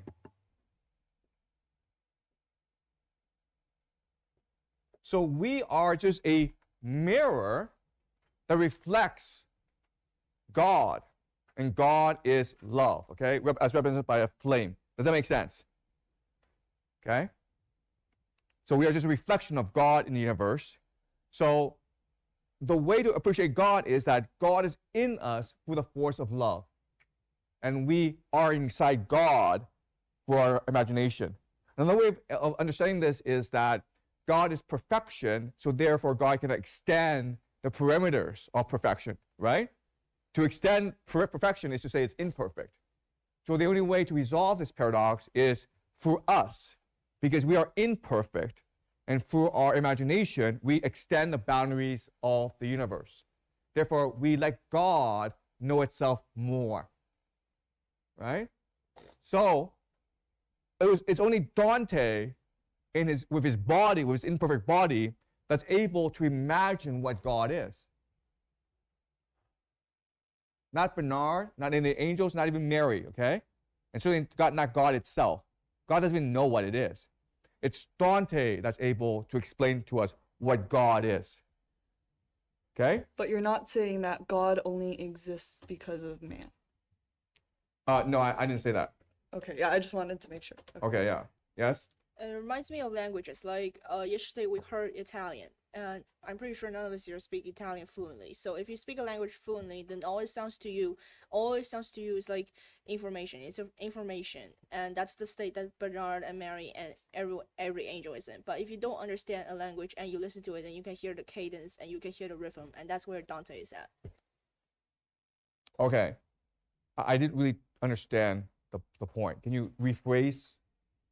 So if you understand the language, then people are speaking information to you. If you do not understand the language, then people are speaking a song to you. I didn't really understand that. Okay. All right. Sorry. Okay. Okay. So what Dante is saying ultimately is that the imagination is the animating force of the universe. Okay. So rather than see heaven as separate, rather than seeing God as separate, see us as humans as part of the divine creation process. And so you have a responsibility to imagine. Okay? Does that make sense? All right. So you're like, okay, well, I understand because that's what Disney movies teach me or whatever, you know? What's the big deal here? It's a big deal because what the context is, the year 1300, all right? So what I want to do now is I want to contrast this with another with passage from the Bible, okay? So this is what's called part of the apocalyptic tradition, okay? Apocalypse. Apocalypse is Greek for revelation. All right, what is revealed to you? And of course, there are, in the Bible, 3 really famous apocalyptic books. There is the book of Revelation, the book of Revelation of John. There is the book of Daniel, and there's the book of Ezekiel, okay? And actually in Ezekiel, we have a situation where also Ezekiel visits God, okay? And we're going to contrast what that experience is like. So can we read Ezekiel 1-3? 1-3. So just say 1 and then, you know. Okay? So we're going to compare contrast what Dante experienced and what Ezekiel experienced. Ezekiel 1. In my 30th year, in the 4th month of the 5th day, while I was among the exiles of the Kabar River, the heavens were opened and I saw visions of God. On the 5th of the month, it was the 5th year of the exile of King Jehoiakim. The word of the Lord came to Ezekiel, the priest, the son of Buzi, by the Kabar River in the land of the Babylonians. There the hand of the Lord was on him. I looked and I saw a windstorm coming out of the north, an immense cloud with flashing lightning and surrounded by brilliant light. The center of the fire looked like glowing metal, and in the fire was what looked like 4 living creatures. In appearance, their form was human, but each of them had 4 faces and 4 wings. Their legs were straight, their feet were like those of a calf and gleamed like burnished bronze. Under their wings, on their 4 sides, they had human hands. All 4 of them had faces and the wings of one touched the wings of another. Each one went straight ahead. They did not turn as they moved. Their faces looked like this.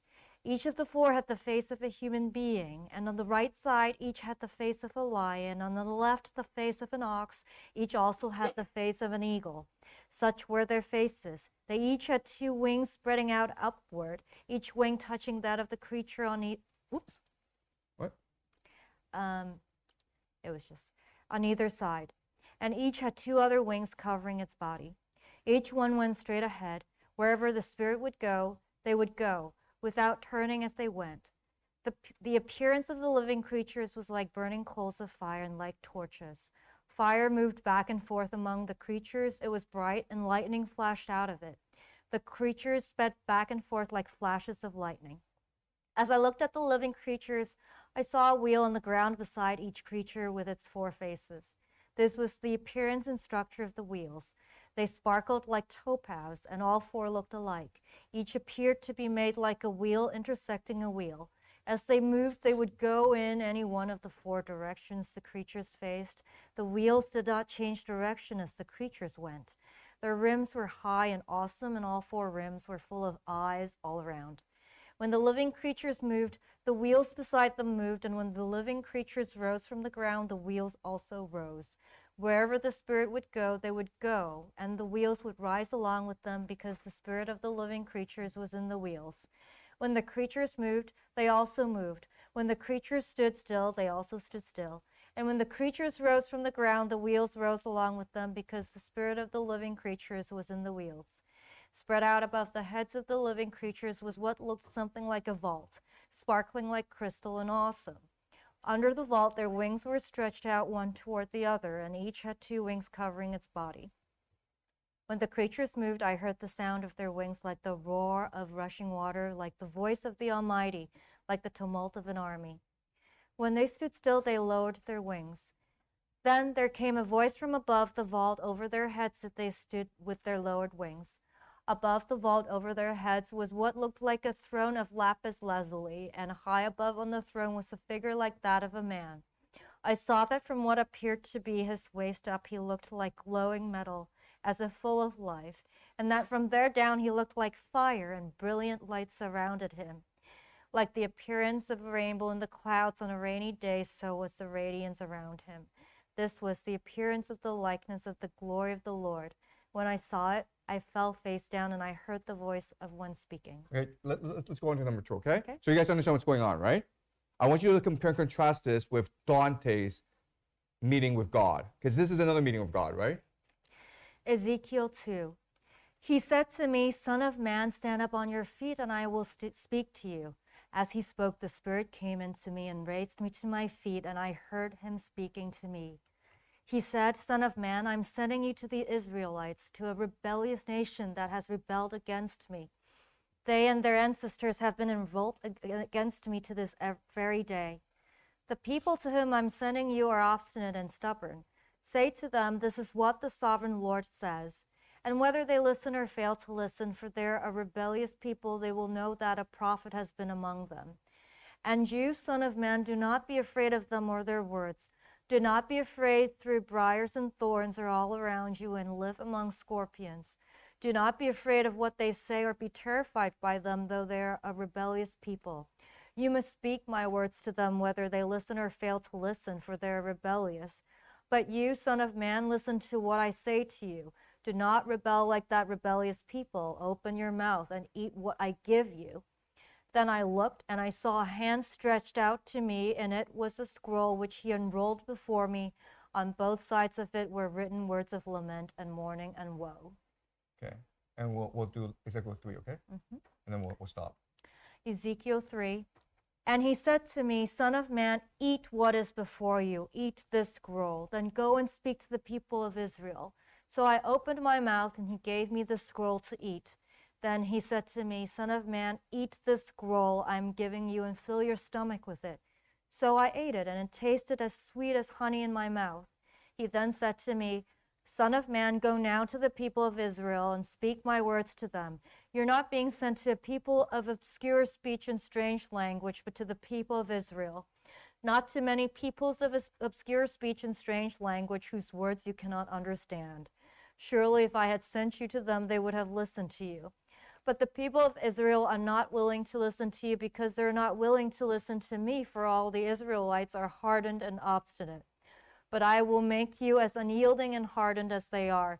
I will make your forehead like the hardest stone, harder than flint. Do not be afraid of them or terrified by them, though they are a rebellious people. And he said to me, Son of man, listen carefully and take to heart all the words I speak to you.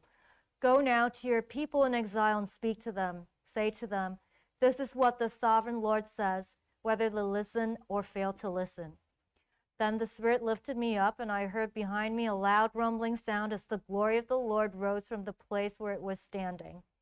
It was the sound of the wings of the living creatures brushing against each other and the sound of the wheels beside them. a loud rumbling sound. The Spirit then lifted me up and took me away, and I went in bitterness and the anger of my spirit, with the strong hand of the Lord on me. Okay, stop. Okay, all right. Okay, so you guys, there's this major difference between Dante and Ezekiel, okay? Ezekiel is very much part of the biblical apocalyptic tradition, okay? So we have Ezekiel and we have Dante. And I want to compare and contrast these two. All right? What are the differences you see? Let's just name them. Anyone? Yes? Ezekiel thinks humans and people are bad, and it doesn't matter what they do. Just be good yourself. Okay, so Ezekiel says that the Israelites are bad, okay? Yes. Yes? So God is judgmental. Is God judgmental in Dante? Okay, so God is love. Okay, that's a major difference. First, God is judgmental in Ezekiel, but in Dante, God is love. Okay, doesn't judge you. Yes. And Dante feels like is more general, and Ezekiel describes a lot of details. Okay. All right. So another big difference is that Ezekiel is explicit. Okay. You cannot possibly misinterpret his message. He tells you the Israelites suck. Go tell me they suck, okay? Whereas Dante, he is much more ambiguous, okay?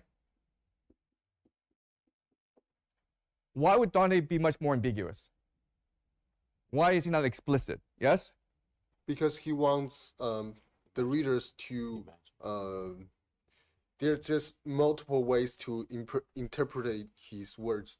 Yeah, free will, right? He wants you to make a decision as to how to interpret his poetry, right? God has given him free will to interpret what he wants to interpret, right? Dante was invited to meet God, but God didn't actually say, Dante, go do this, right? Dante could interpret the meaning any way he wanted, right? So, yeah, what else? What are some other differences?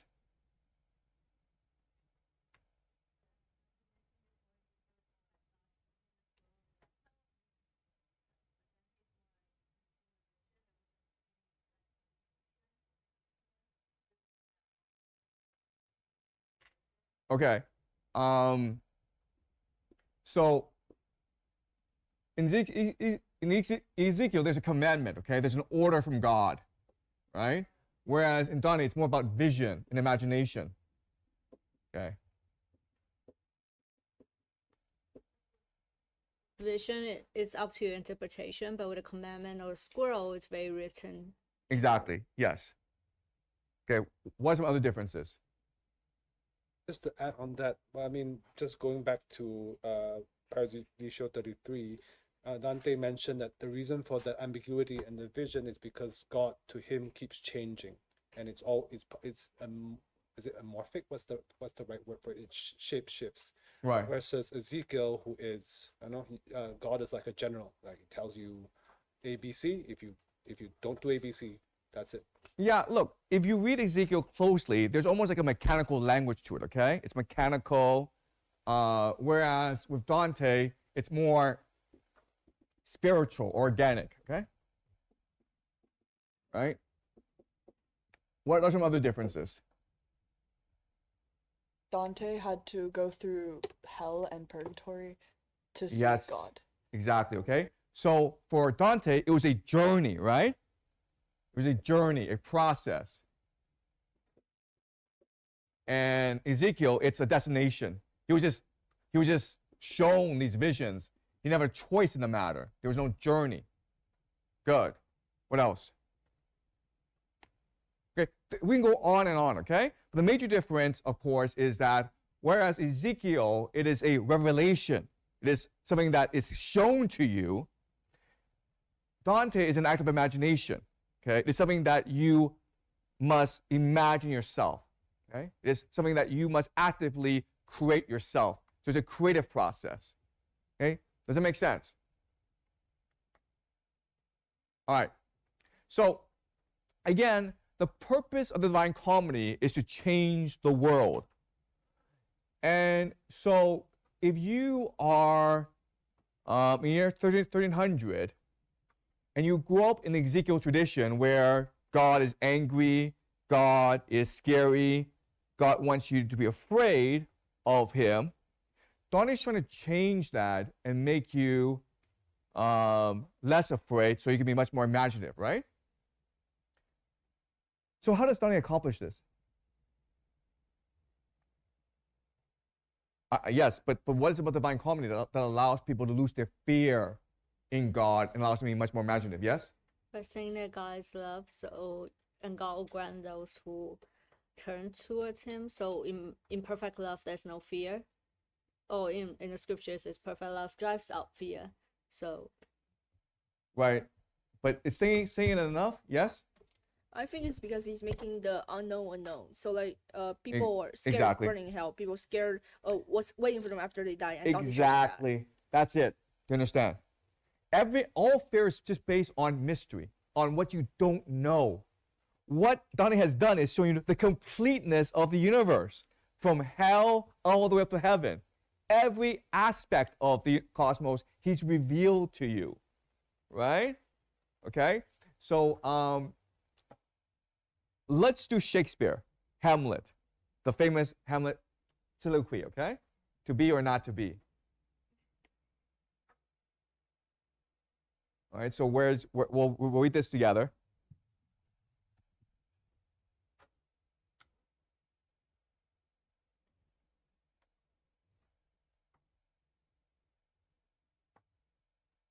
Okay. Okay. To be or not to be, that is the question. Whether 'tis nobler in the mind to suffer the slings and arrows of outrageous fortune, or to take arms against the sea of troubles, and by opposing end them. To die, to sleep no more, and by a sleep to say, we end the heartache and the thousand natural shocks that flesh is heir to. 'Tis a consummation devoutly to be wished. To die, to sleep perchance to dream, aye, there's the rub. For in that sleep of death, what dreams may come? What we have shuffled off this mortal coil must give us pause. There's the respect that makes calamity of so long life. For who would bear the whips and scorns of time, the oppressor's wrong, the proud man's contumely, the pangs of despised love, the law's delay, the insolence of office, and the spurns that patient merit of the unworthy takes, when he himself might this quietus make with a bare bodkin? Who would fardels bear to grunt and sweat under a weary life, but that the dread of something after death, the undiscovered country from whose bourne no traveler returns, puzzles the will, and makes us rather bear those wills we have than fly to others that we know not of. Thus conscience doth make cowards of us all, and thus the native hue of resolution is sicklied over with the pale cast of thought, and enterprises of great pith and moment, with this regard their currents turn awry and lose the name of action. So there is at Yale, or he was at Yale, but Harold Bloom was the greatest American literary critic. He's a huge fan of William Shakespeare. In fact, he argued that it was Shakespeare that created modernity, created was human. But you know, I mean, it's been a while since I read Shakespeare, but just putting Dante side by side with Shakespeare, I am not that impressed with Shakespeare anymore, okay? I mean, like, it took a long time for him to say what Dante would have said in 1 or 2 lines, seriously. What is Shakespeare's point here? What, yes? People don't die because they're afraid. Exactly, it's that simple, okay? There's really no, like, great truth to what Shakespeare is saying here. All Shakespeare is saying is that people don't act because they're afraid of death. Why are they afraid of death? Because they don't know what death is. It's that simple, okay? So maybe someone can convince me that this is great literature, but having read Dante, I am not as impressed. But yeah, so this is the basic premise here, okay? It is because of the unknown that people are afraid. And what Dante has done with the Divine Comedy is revealed the entire cosmos to the world. And but then you're like, wait a minute here. He could have just made all this up, right? right? He's like, why would people believe this? And the answer is, let's look at some pictures. Okay, let's look at some pictures. Do you guys know what near-death experiences are? Near-death experiences.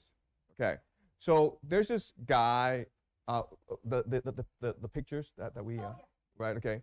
So the first picture, okay, yeah, here, exactly, okay, guys, look at the picture on the screen.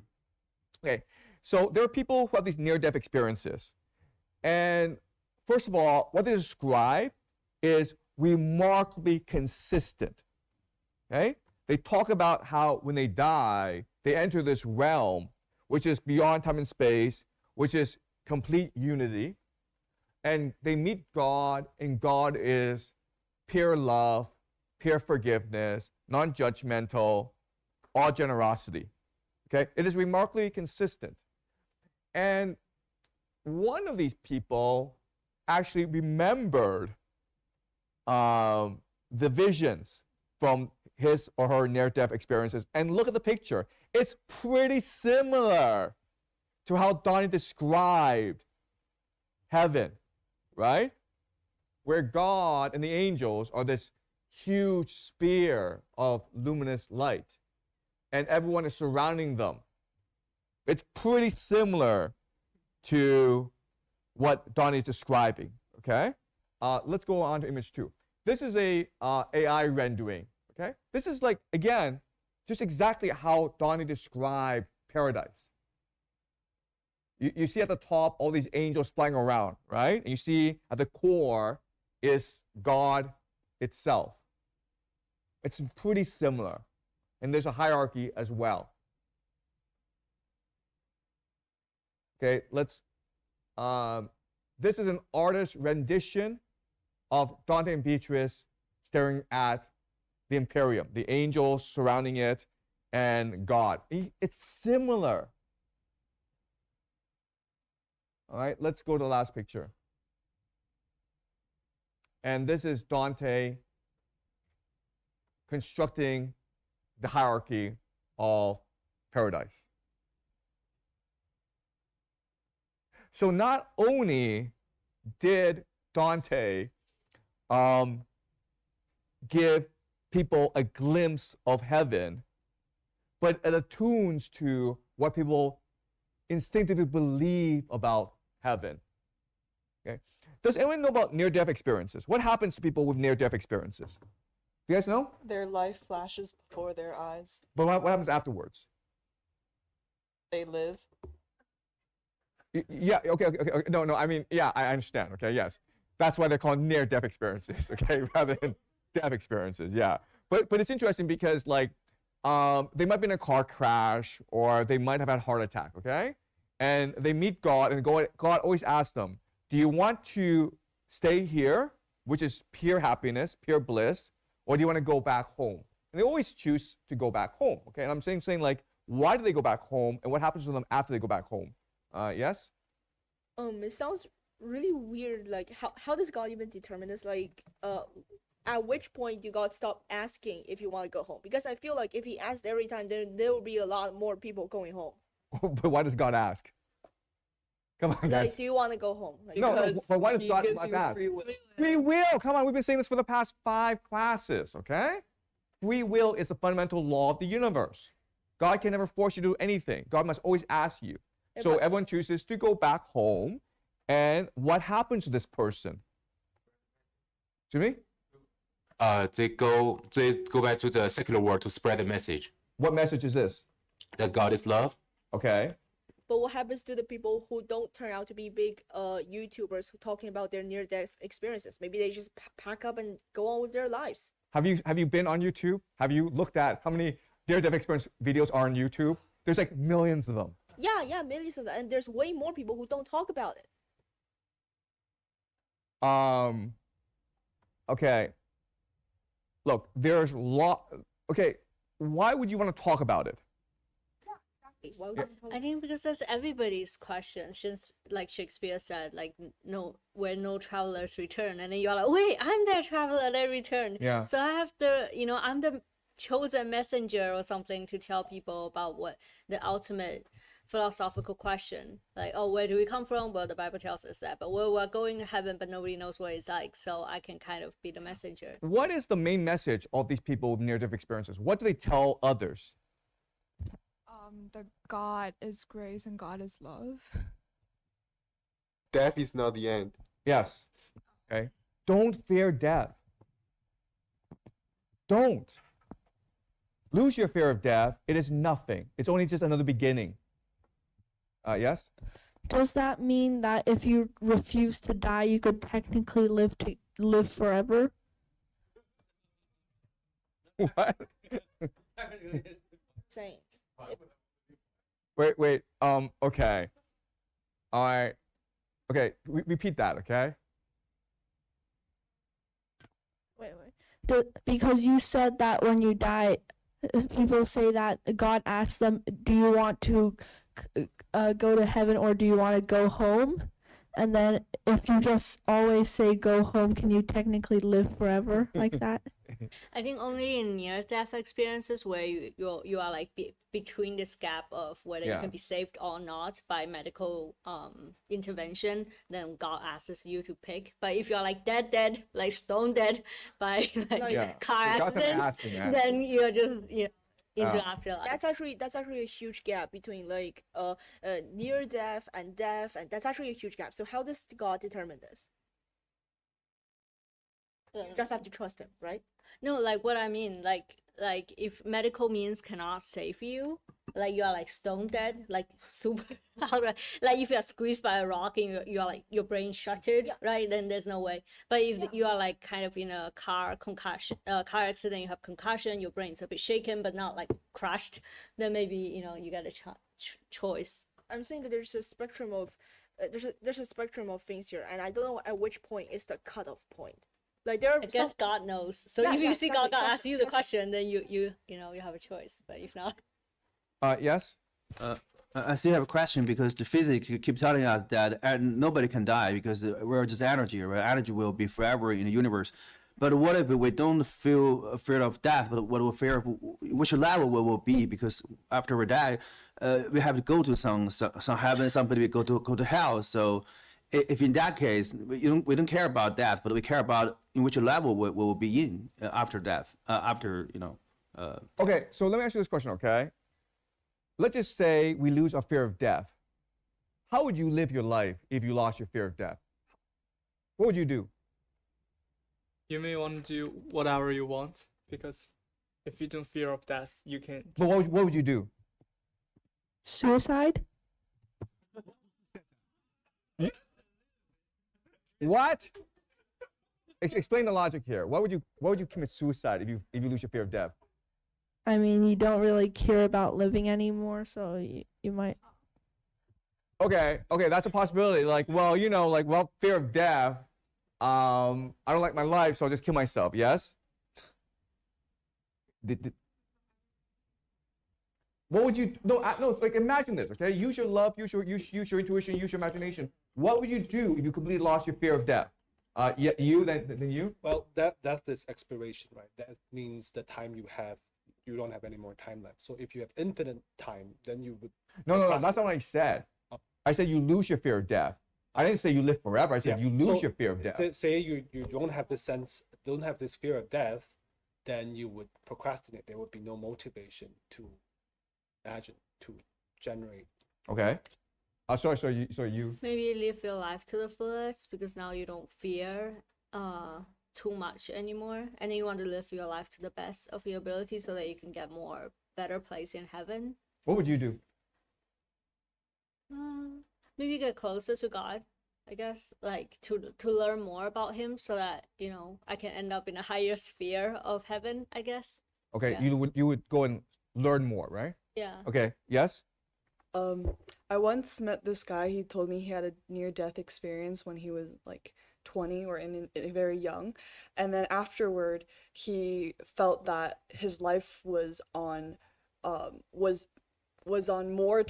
extra time. So his life has already ended. He is on extra time, and this time has just been gifted to him. So he's now like, I think, 80 something, but he spent his whole life pursuing sustainability and working in NGO and not making any money. Yeah, that's what the majority of people will do. Maybe not everyone, okay? Maybe some people just kill themselves, but the majority of people will just live the life to the fullest.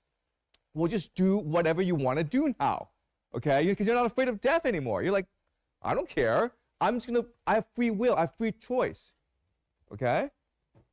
Yes? So I think it's more of no one else gets to tell me how to live my life anymore. So the whole thing of the Catholic Church is that if you don't let us tell you what to do with your life, then you're going to hell and it's going to be horrible. But not being afraid of death anymore, not being afraid of this Catholic help anymore means that you're free to do what you want deep down. Exactly. That's why Dante wrote the Divine Comedy, to free people of the fear of death, because, as you point out, the real power of the Catholic Church is they make people afraid of death, right? If you don't obey us, we'll send you to hell, right? If you don't obey us, you won't get into heaven. So what the real purpose of the Divine Comedy is to expand your imagination by liberating you from your fear of death. And it does that by providing an imaginative universe that is complete, that is detailed, and which is all loving. There's no fear in heaven, right? These angels aren't meant to scare you. Like in Ezekiel, they're meant to scare you. God is meant to scare you, but in the Divine Comedy, it's in heaven, it's all embracing, it's all forgiving, it's all welcoming. Okay? Does that make sense? Okay. Any questions? Okay. So, as I pointed out, there's a reason why we did Paradise first, and it's to really understand the cosmology of Dante, understand why he's doing what he's doing. But ultimately, Dante is not working in a vacuum, right? It's not like he can just present this poetry and it'll be accepted. Because in this time of history, there's a greater power than the Catholic Church, and it's Virgil, okay? You think it's the Catholic Church that has all the power, but it's Virgil, the poet, who has all the power, because as we said, what poetry does is that it embeds itself into the collective unconscious. And the language and the beauty shapes the way you see the world. So Dante's real conflict, his real enemy, is not the Catholic Church, it is Virgil, okay? So now what we'll do for the rest of this, rest of our time together is explore this cosmic conflict between Virgil and Dante. And not only that, but we will apply it to our world and see how this conflict is shaping our world. Okay? Does that make sense? Okay. So now we are done with paradise. We're leaving paradise and we're going to go to hell. Okay? So this is Canto 1, Inferno.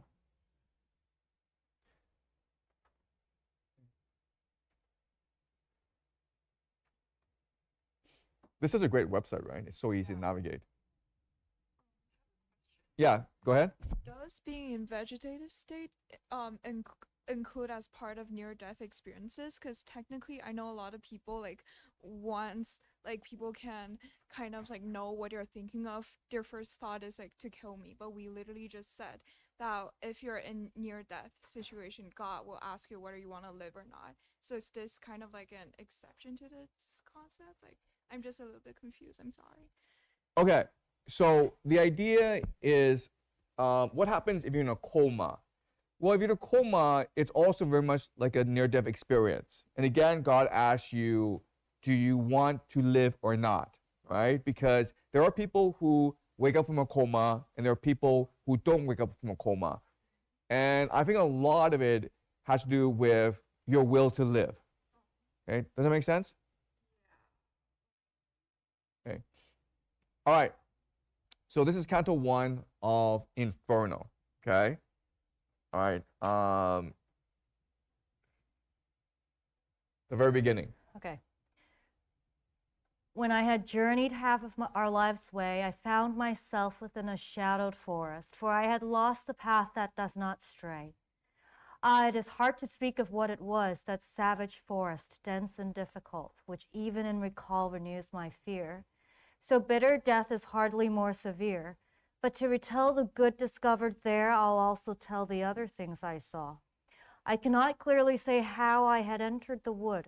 I was so full of sleep just at the point where I abandoned the true path. But when I'd reached the bottom of a hill, it rose along the boundary of the valley that had harassed my heart with so much fear. I looked on high and saw its shoulders clothed already by the rays of that same planet which serves to lead men straight along all roads. At this my fear was somewhat quieted, for through the night of sorrow I had spent, the lake within my heart felt terror present.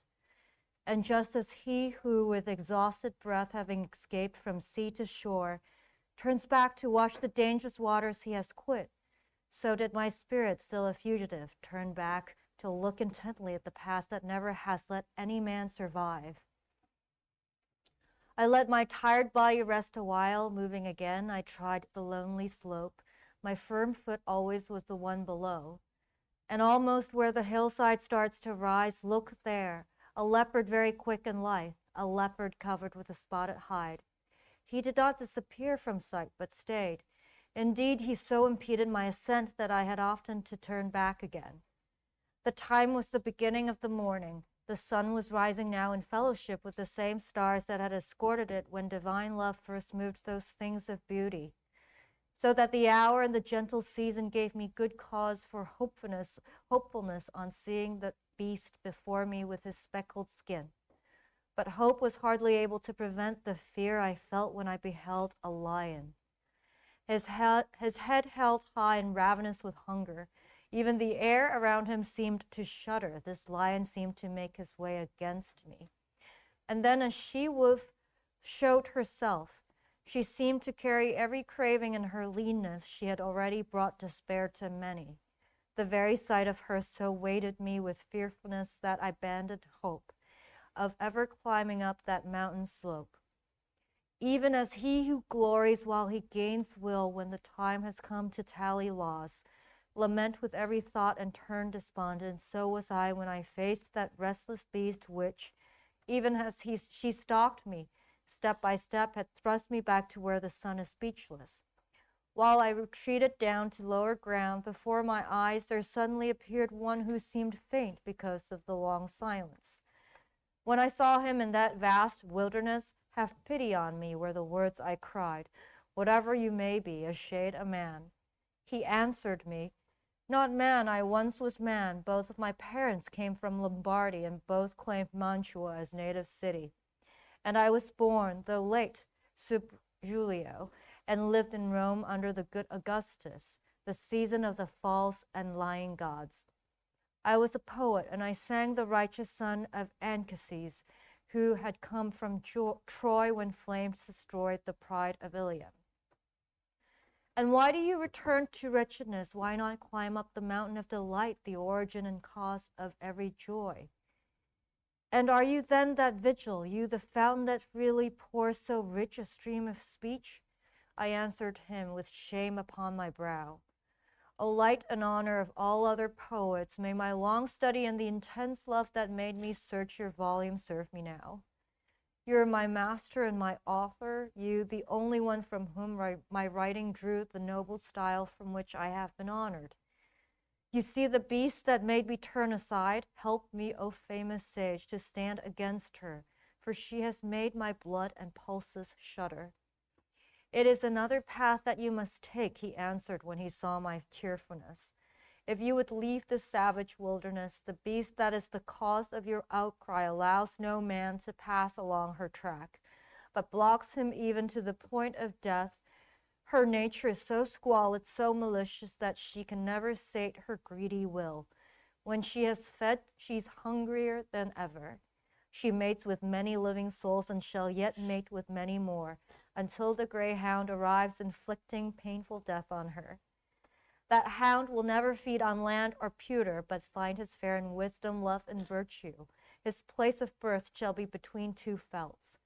He will restore low-lying Italy, for which the maid Camilla died of wounds, and Nisus, Turnus, and Euryalus. And he will hunt that beast through every city until he thrusts her back to hell, for which she was first sent above by envy. Therefore I think and judge it best for you to follow me, and I shall guide you, taking you from this place through an eternal place, where you shall hear the house of desperation and see the ancient spirits in their pain as each of them laments his second death. And you shall see these souls who are content within the fire, for they hope to reach, whenever that may be, the blessed people. If you would then ascend as high as these, a soul more worthy than I am will guide you. I'll leave you in her care when I depart. Because that emperor who reigns above, since I have been rebellious to his law, will not allow me entry to his city. He governs everywhere, but rules from there. There is his city, his high capital. Oh, happy those he chooses to be there. And I replied, O poet by that God whom you had never come to know, I beg you that I may flee this evil and worse evils to lead me to the place of which you spoke, that I may see the gateway of St. Peter and those whom you describe as sorrowful. Then he set out, and I moved on behind him. Okay, so this is the very beginning of Divine Comedy. And again, we've been to paradise, so we know exactly what this cosmology is. This is year 1300, and Dante is like the middle age, right? So 35 or 40. And he is in a shadowed forest. And he has absolutely no idea where he's going, okay? So he's basically in a midlife crisis. And when he walks around, he sees these beasts, right? And these beasts block his way forward. And he's looking for escape. And so Virgil shows up and says, let me guide you. And then Dante's like, you're my hero. You are the person who I've worshipped all my life. And how can we bypass these beasts? Yes? I have a question, which is why is Dante being so modest right now? Being so what? Modest. Modest. Modest. Modest. Being so modest. Okay. That's because he's lost. He's scared. He's hungry. If someone's going to come and give you some food, you better be modest. Right? Right? But also, does Dante respect Virgil?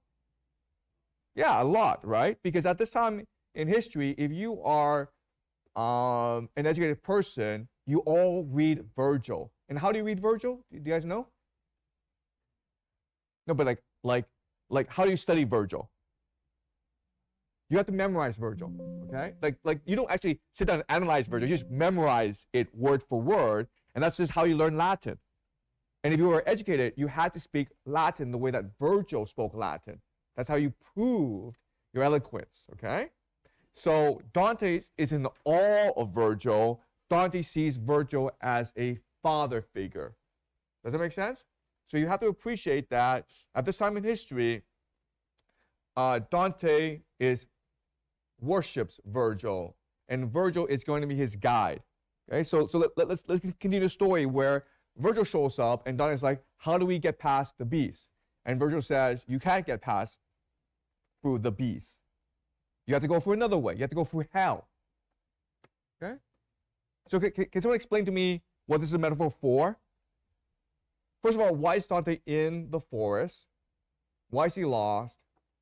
And what do the beasts represent? And why does Dante say, what Virgil says, you cannot actually defeat the beast. You cannot actually confront the beast. You just have to avoid the beast. What is this a metaphor for? Yes? Actually, I think beast is just kind of anger, fear, or some kind of, which is not so good character in his mind. And the forest, it means that he just get lost. So he just be exiled, Yeah, exactly. That's exactly correct, right? Where he is middle-aged and his life sucks. His life is falling apart. He's been exiled from. He's about to be exiled from Florence. His political faction the white guelphs are in conflict and losing to the black guelphs. Okay, so he's completely lost as to like, how did I get to this point? I see no possible path forward. And he is consumed by anger, by hatred, by fear. And that confuses you. That blinds you from seeing any possible path. And what Virgil is saying to him is like, you cannot actually confront your anger. You can't confront your hatred. You can't confront your fear. The only thing you can do is learn more, open your mind, develop your imagination, and then these beasts will naturally go away. Does that make sense, guys? Never ever try to confront your anger. Never try to confront your fear, your doubts. That doesn't get you anywhere. Develop more experiences, right? So let's just say that you have problems with your parents, okay? You really, really hate your parents. You go to a therapist, and your therapist tells you, well, we need to talk to you about your parents, okay? So talk about all these memories you have as a child, right? And we will, through talk therapy, reimagine your childhood, okay? Is that a good idea? Would Dante agree to this? Why not? Why not? What's the problem with that? Because that'll be like just like the metaphor, like facing the beast, and I don't think like by confronting with your anger, you can you can find like a resolution throughout that. That's what Dante says, but why? What happens when you confront the beast? Yes? You get more tangled up in it. You get more angry, reliving or remembering You that feed the memory. beast, right? You feed to it. When you yeah. confront the beast, you feed the beast. So the more you talk about how angry you are, you become more angry. So what's the solution? Okay, like you're like you don't like your parents. It's bothering you, and so how can you get over this? So you go out and have life experiences yourself. You go out, fall in love, become a parent yourself, and then you understand your parents. Okay, exactly. Okay, that's the better path, and that's what Virgil's saying. Like, let's not do talk therapy. Let's not go to therapy, guys, because all that's gonna do is feed the beast. It'll just make you more trapped in this forest. Let us go through hell, and then if you see what anger, fear, and hatred does to people, this will help you elevate or help you alleviate, reduce your anger, fear. Yes? To me, it seems a lot like it seems like what they're suggesting is more like ignoring stuff and distracting yourself from stuff rather than confronting stuff. Okay. What's the response? It seems like Donnie's is running away, right? What's the response? Anyone? Yeah. Well, I mean, that's the point of what he's saying. It's not to confront, it's to find a new way. Yeah. You don't have to confront something to defeat something, okay? You can go around that thing. Why do you need to run into a wall? Why can't you just walk around the wall, yeah? Yeah, it's kind of like the Chinese wisdom, I guess. It's like you kind of go around it. You don't have to go straight to show that you defeat it or confront it directly. You can still solve the problem in many different ways, right? What I'm trying to say is that, yeah, you can go around it and you can ignore it, and for the time being, and that's going to be way better than if you do talk therapy, if you dive deep down into it. But the point is that it's still there. And it might ambush you every single day. Like when you're angry, truly angry about something, it might ambush you every single day, and it might ruin everything else. So why not confront it? You are confronting it by going to hell already. So you're still taking an active action to get rid of it by going to hell. So you solve it. It won't ambush you anymore. And so just going to hell solves me all my problems. Like I take a round trip to hell and it solves the problems. Yes. Maybe because all of this anger, fear, it cannot be distinguished. It cannot be destroyed. It just always may exist in your mind. So the better way you just not just to kill them, or unless you kill yourself, right? So you had better to avoid, maybe. Okay. Yeah. So something I struggled with personally is we just finished the Paradiso, and so he was an arrogant and enlightened person there, and so it's struggling for me to then go back to the Inferno where he's a flawed, sinful person without all the answers, and he's got to go through the next 3 books to get most of the answers. So maybe he is making some mistakes. Maybe he's not perfect right this moment. Yeah. Right. Okay. So he has to go through this journey if he's to ascend to heaven, if he's to find his true self. Okay. All right. Let's keep on reading.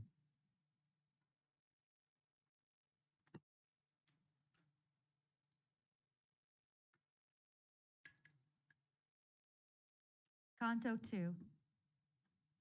The day was now departing, the dark air released the living beings of the earth from work and weariness, and I myself alone prepared to undergo the battle both of the journeying and of the pity, which memory mistaking not shall show.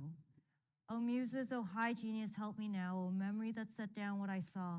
Here shall your excellence reveal itself. I started. Poet, you who are my guide, see if the force in me is strong enough before you let me face that rugged pass.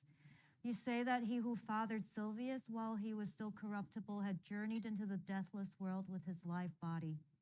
For if the enemy of every evil was courteous to him, considering all he would cause and who and what he was, that does not seem incomprehensible, since in the empyrean heaven he was chosen to father honored Rome and her empire. And if the truth be told, Rome and her realm were destined to become the sacred place, the seat of the successor of great Peter. And through the journey you ascribed to him, he came to learn of things that were to bring his victory into the papal mantle. Later, the chosen vessel traveled there to bring us back assurance of that faith with which the way to our salvation starts. But why should I go there? Who sanctions it? For I'm not Aeneas, I'm not Paul, nor I nor others think myself so worthy. Okay, so again, he's being really, really modest here, right? He's saying, Virgil says like we have to go into hell, and Dante is saying it's like I'm not worthy at all, because you think of all these major figures who's been to hell. I'm not worthy, right? Because who's been to hell? You have Aeneas, who's the hero of the Aeneid. You have Paul, and who else do you have? Jesus went to hell. Jesus, yes, the chosen vessel. Jesus has been to hell. Okay, so it's almost like a special privilege where you don't die, but you still go to hell. It's only if you're a really, really special person would you have that access. Okay, so Dante's like, I'm not worthy, Virgil. I can't go into hell. And keep on going. Verse 34. Therefore, if I consent to start this journey, I fear my venture may be wild and empty. You're wise, you know far more than what I say. And just as he who unwills what he wills and shifts what he intends to seek new ends so that he's drawn from what he had begun, so was I in the midst of that dark land, because with all my thinking I annulled the task I had so quickly undertaken. If I have understood what you have said, replied the shade of that great-hearted one, your soul has been assailed by cowardice, which often weighs so heavily on a man, distracting him from honorable trials, as phantoms frighten beasts when shadows fall, that you may be delivered from this fear. I'll tell you why I came and what I heard when I first felt compassion for your pain. Okay, so do you understand? Like Dante right now in his middle age, he is lost in the forest because of his fear, okay? He has been seized by fear. Keep on going.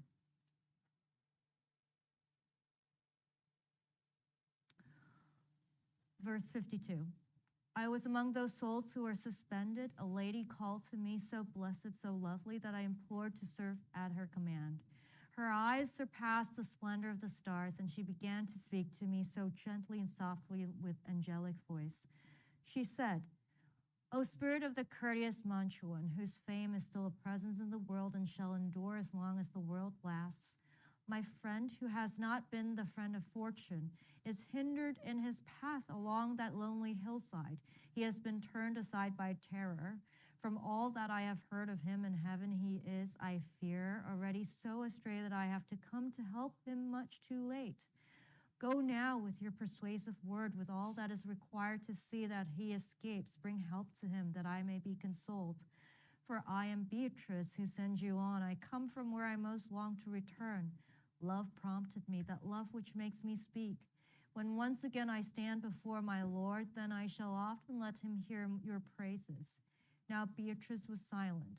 I began. Okay, stop. Okay, all right. So Virgil is telling Dante how Virgil came to him, right? So Dante is lost in the forest, and Beatrice up in heaven hears Dante's pain, fear, agony, and Beatrice, with permission from God, descends to hell where Virgil is and says, Virgil, please help my friend Dante. If you help my friend Dante, God will give you a special consideration, okay? Why is Dante being helped by God? Why would God care?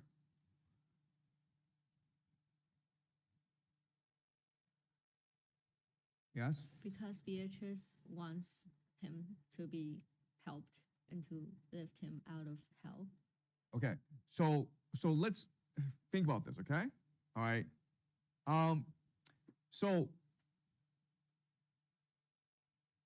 why would God care about Dante?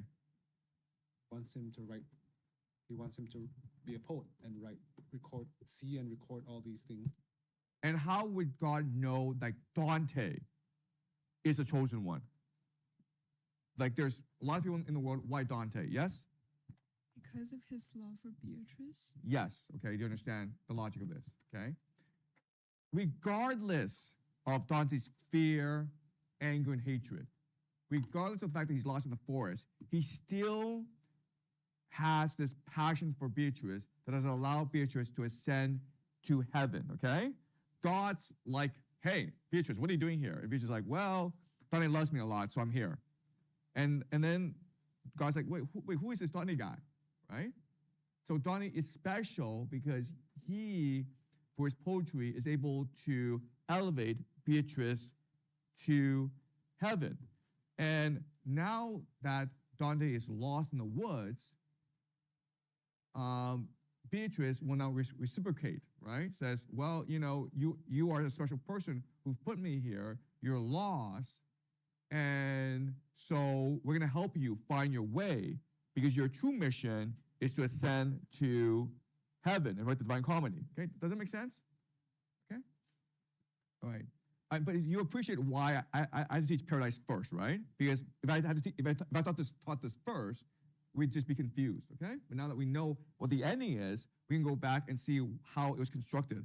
But another way of saying this is like, think about the year 1300. You didn't have a computer, right? How are you able to do this? Conceive the entire thing in its totality, even before you wrote anything down, right? You see how the beginning connects so well to the ending. Does it make sense? Like, how are you able to do this? It's like basically, being able to write the entire TV series, all 10 seasons, even before you begin to write episode 1. Yes? Do we know for sure Dante wrote the Inferno first? Yes, because he published Inferno first. Yes, right? So he had patrons, and he would write these manuscript forms for his patrons. So he first published the Inferno, then published Purgatory, then published Paradiso. But like, what is shocking is that there are no inconsistencies. Do you understand? There are actually no inconsistencies between the Paradise and between Inferno. How is he able to do this? Does anyone know? I mean, he has to have a preconception. I don't know, either it's divine or it has to have a preconception of the structure that he's going to use for all of this, right? Right, but I'm saying, like, how is he able to do this? Right? Do you guys know? Okay, so let me explain how he's able to do this. And again, I'm not him, I don't know, okay? But for Dante, the world of Inferno, Purgatory, and Paradiso are real worlds with real people. Does that make sense? They're more real to him than his own world. And so when he traveled in these worlds, he was meeting these people, and these people were separate from him, and they were real people. So he was actually meeting Virgil and talking to Virgil. And Virgil was talking to him not as a figment of Dante's imagination, but as Virgil, the real person who wrote the Iliad. Does that make sense? Okay? Because like there's no other way to do this. How else could you construct something so vast, so complete, and so consistent, so coherent, unless it was a real world to you, and you wanted this world meeting real people with real psychology, real motivations? Does that make sense? Okay. All right, let's keep on going. Verse 76. And again, like we have already read Paradise, so we know exactly what happens. So we can spot any inconsistencies, right, in Inferno. And I'm telling you right now, there is none. There's absolutely no consistencies in in any of the Divine Comedy. And again, if you are able to use your imagination, you can reason out everything within it. It's all logically coherent and consistent. This is pretty amazing, okay? Because you can't actually do this with any other text. Well, actually, sorry, Homer. You can do this with Homer, okay? Keep on going. Line 76. O Lady of Virtue, the sole reason why the human race surpasses all that lies beneath the heaven with the smallest spheres, so welcome is your wish that even if it were already done, it would seem tardy. All you need to do is let me know your will. But tell me why you have not been more prudent, descending to the center, moving from that spacious place where you long to return. Because you want to fathom things so deeply, and I now shall tell you promptly, she replied, why I'm not afraid to enter here. One ought to be afraid of nothing other than things possessed of power to do us harm, but things innocuous need not be feared. God in his graciousness hath made me so that your misery cannot touch me. I can withstand the fires flaming here.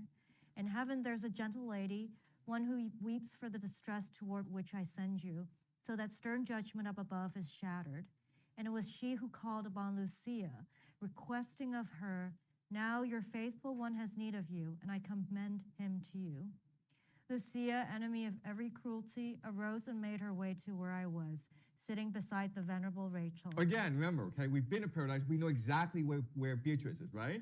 Beatrice is sitting next to Rachel. And it says it here as well, okay?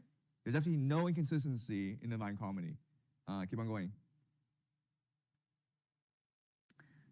Verse 103. She said, you, Beatrice, true praise of God, why have you not helped him who loves you so that for your sake he's left the vulgar crowd? Do you not hear the anguish in his cry? Do you not see the death he wars against upon that river ruthless as the sea? No one within this world has ever been so quick to seek his good or flee his harm as I, when she had finished speaking thus, to come below. Why doesn't Beatrice know about Dante's agony? Why? So Dante is in agony, and someone else had to tell Beatrice. But why didn't Beatrice know for herself? They're all up in heaven. They can say everything together. Why didn't Beatrice know for herself? Why did someone have to tell her?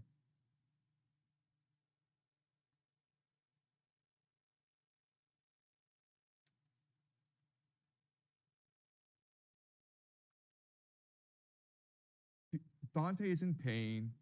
He's in pure agony. He has become overwhelmed with fear, doubt, anger, hatred. And Beatrice is the last to know, right? Even though they have this cosmic divine connection together. Why? Because if you love this person so much, you don't want that person to know. Exactly. Your Okay. pain You, and do you anguish. understand? It's because Dante loves her so much, he does not want her to know he is in pain. Okay. Again, the consistency here, right? Think about how consistent this is. All right. Let's keep on going. Line 112. To come below, down from my blessed station, I trusted in your honest utterance, which honors you and those who have listened to you. When she had finished with her words to me, she turned aside her gleaming, tearful eyes, which only made me hurry all the more. And just as she had wished, I came to you. I snatched you from the path of the fierce beast that barred the shortest way up the fair mountain. What is it then? Why? Why do you resist? Why does your heart host so much cowardice? Where are your daring and your openness as long as there are three such blessed women concerned for you within the court of heaven, and my words promise you so great a good? As little flowers which the chill of night has bent and huddled, when the white sun strikes grow straight and open fully on their stems, so did I too with my exhausted force. And such warm daring rushed into my heart that I, as one who has been freed again, began. O she, compassionate, who has helped me, and you who courteous obeyed so quickly the true words that she had addressed to you. You with your words have so disposed my heart to longing for this journey, I return to what I was at first prepared to do. Now go, a single will fills both of us. You're my guide, my governor, my master. These were my words to him. When he advanced, I entered on the steep and savage path. Okay, so to summarize, Dante is lost, he's afraid, and he's confused, and he doubts everything, right? So Virgil comes to him and says, Dante, I will guide you forward. And Dante is so consumed with fear that he doubts everyone. He says, Virgil, I don't really belong in hell. I really don't believe we can journey this way. And Virgil says, I see your fear, I see your doubt, but let me assure you that the person who is really helping you is not me, but Beatrice. And at the mention of the name Beatrice, Dante is able to fully trust Virgil now and fully trust himself. Okay? So, by helping Beatrice ascend to heaven, basically Dante has imagined his own salvation. Right? Okay, so that's it for today. Are there any questions about today? Yes?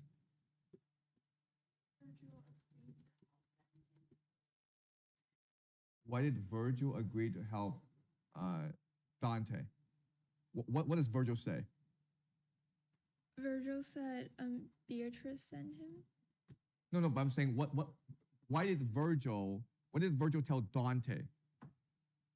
Did you guys remember?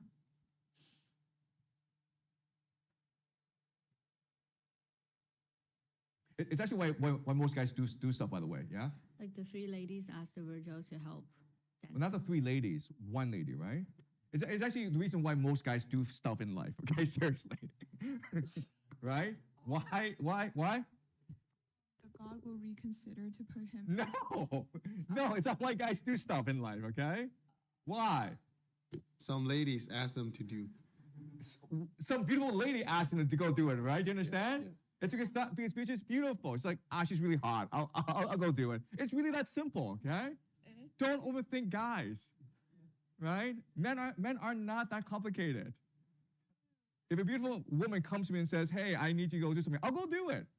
I don't care what it is, right? Is this a revelation to you? Did you not know this before? I just didn't expect it to be this simple. Okay, so the Divine Comedy, the reason why it's so powerful, the reason why it's lasted even to today is its truth and beauty, right? Because it's able to resonate with you. Because the people inside the Divine Comedy are real people, right?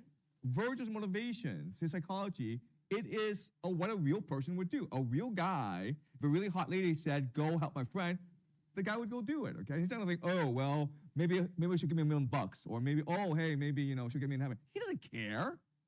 Okay. All right. So again, this is a remarkable achievement. And by the way, this year 1300, right? So this is before modern psychology. Right? This is before we know so much about human emotions. Yes.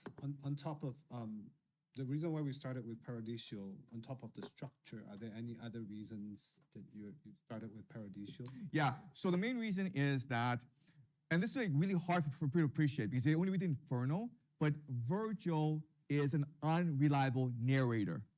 Do you understand? So everything that Virgil tells Dante is not true. And it's really strange. And this is why people don't really understand the Divine Comedy, because they take Virgil's words as Dante's words. And it's not true. If you read Paradiso and you hear what Virgil says about God, about hell, about love, it's all in contradiction with paradise. Okay, do you understand?